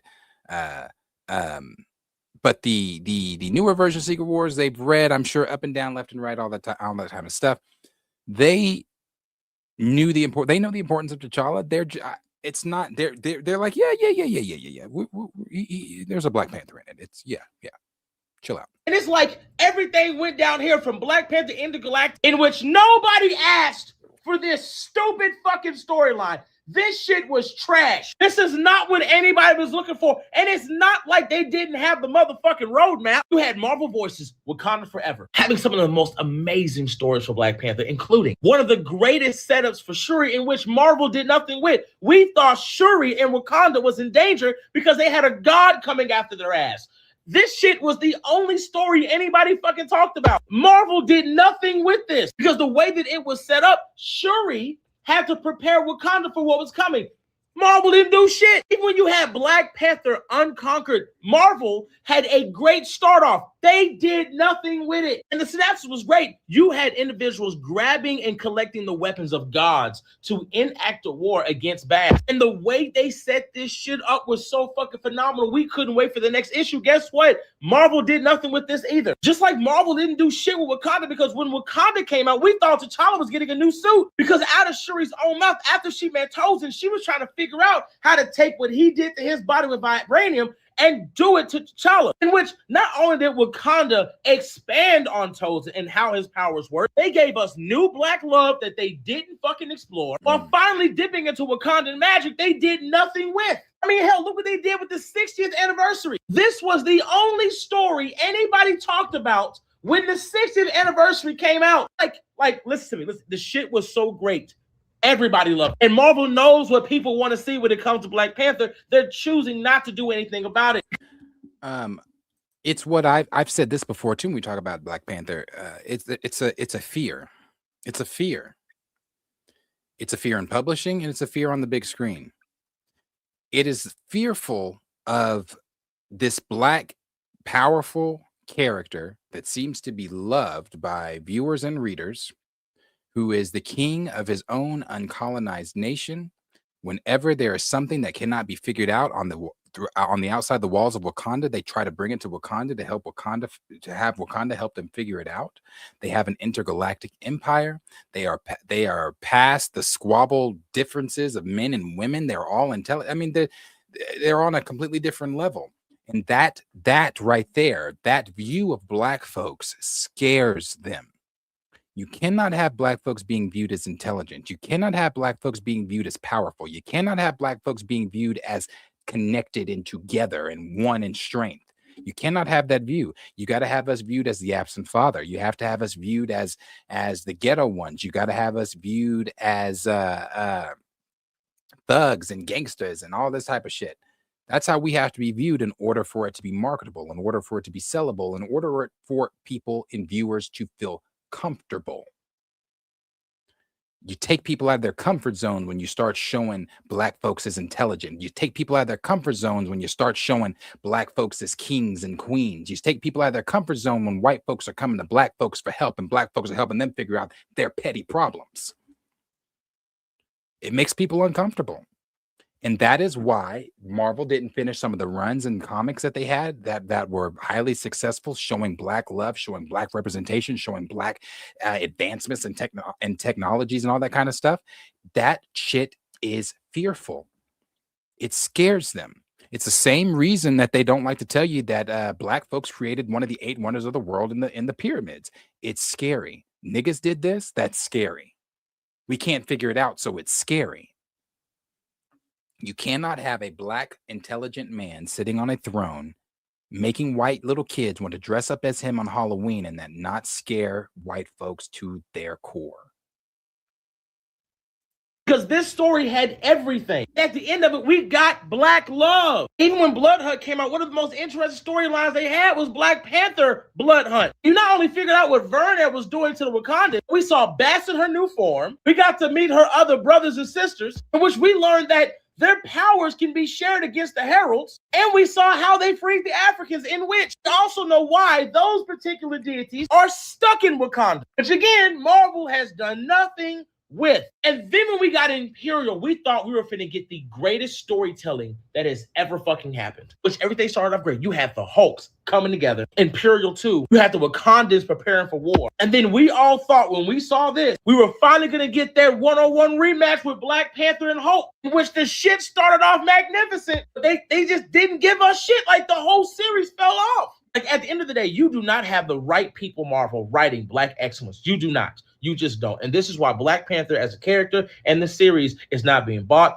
Nobody's talking about him because the stories are ass. They're 100% ass. And he's not the only one. You fucked over Ghost Rider. You killed Danny Ketch. We're still waiting for Spiderman to get back on track. And the list goes on. And you know what black men and black women want from Black Panther and Storm, but you won't give it to us, and it doesn't make sense. Don't worry, I got another video coming to explain that, because Black Panther and Storm need to be together above all else. And the way their relationship has been mismanaged and mistreated is fucking unforgivable. And y'all need to make that shit right. But you have to stop letting black men and black women who do not care about black people or care about writing actual black stories write for black people, because it's not fucking working. This is the most atrocious writing for these characters that we've ever seen. And it's not going to get better until you fix it. That was a word. I didn't plan on watching that whole thing, but that was a word. That was a word. And you can translate that over to the MCU as well. You can translate it over to the MCU as well. Black representation in the MCU is not something that is sought after. Blade, where is he? Rhodey, Armor Wars canceled. Ironheart, no advertisement up until the last 24 hours. And we're going to tell you that it's coming to Disney Plus in 24 hours. Eyes of Wakanda, even though we didn't care. Black Panther 2, you killed him. Where's Blue Marvel? No mention of Miles. You gave us Wonder Man and thought that some of you liked it, gave us Wonder Man and thought that, hey, if we change his color, is that a black character that you're accepting of? Yeah, Marvel doesn't give a damn about black representation. It's not something that's on there. It's not on a board at Marvel. It's not something that is, being talked about on their little retreats or anything like that. No. I'm not sure what his name is. Black Panther as a character. I was looking for something in his, maybe like a TikTok name in the corner, but I don't know. I'm not sure. Let's see. Maybe they said it in the comments here. Fucking trash. Let's see.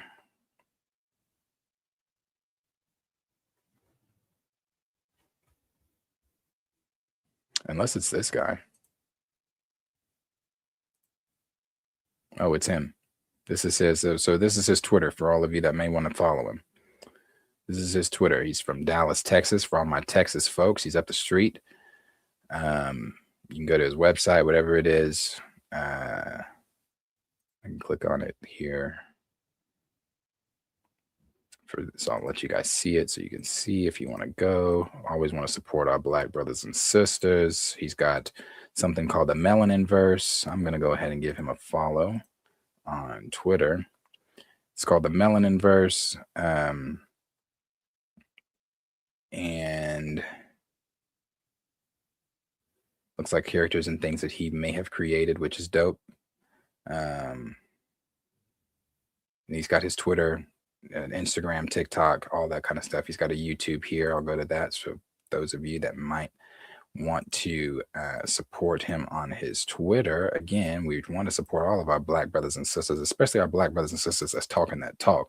Not our brainwashed black brothers and sisters, but our black brothers and sisters that's talking that talk. We always want to support them. So if you are not supporting King and Queen Lion, you can follow them by that name on Twitter. I'm assuming on Instagram as well and TikTok. That is their YouTube. Is the same name there. So yeah, check him out. Check him out because he definitely gave a good word. Check him out. All right. Once again, I have been here for almost 4 hours, which is never the plan. Never the plan. It's always a plan to be an hour and a half stream, get out and finish doing the other stuff I have to do. But I'll get it together one day. I'll figure out how to condense it one day. But anyway, I appreciate all of you being here. Every single person that stayed, hung out, and streamed with us. Again, check out King and Queen Lion. That brother spoke a good word. Go follow him. Like, subscribe, and share this video. It helps us out a lot over here. I'll be back live tomorrow, and then again on Thursday with Chill and Marcus for our Pantheon stream. I appreciate it, network. Thank you. Thank you again to everybody that was here, everybody that gave generous super chats. You don't ever have to, so I very much appreciate anytime that I do receive those. It's very kind. Everybody that was engaging in the chat, the back and forth between the DC stuff and everything like that, I appreciate it. I appreciate every single one of you guys. So thank you again. Perp, love you, brother. regardless of if you irritated me today and your comments I wasn't understanding of, and maybe you weren't understanding of mine, but at the end of the day, I love you, bruh. Hope that you have a great rest of your day as well. Everybody else, thank you, Xavier, for that. See you later, Gray. Like, subscribe, share with your friends. I'll see you guys all in the next one. Peace out. Thank you for being a friend. Oh, yeah. Travel down the road and back again. Hey, so we started from the bottom, now we're here, girl. Oh, yeah. This is my part right here. Ooh,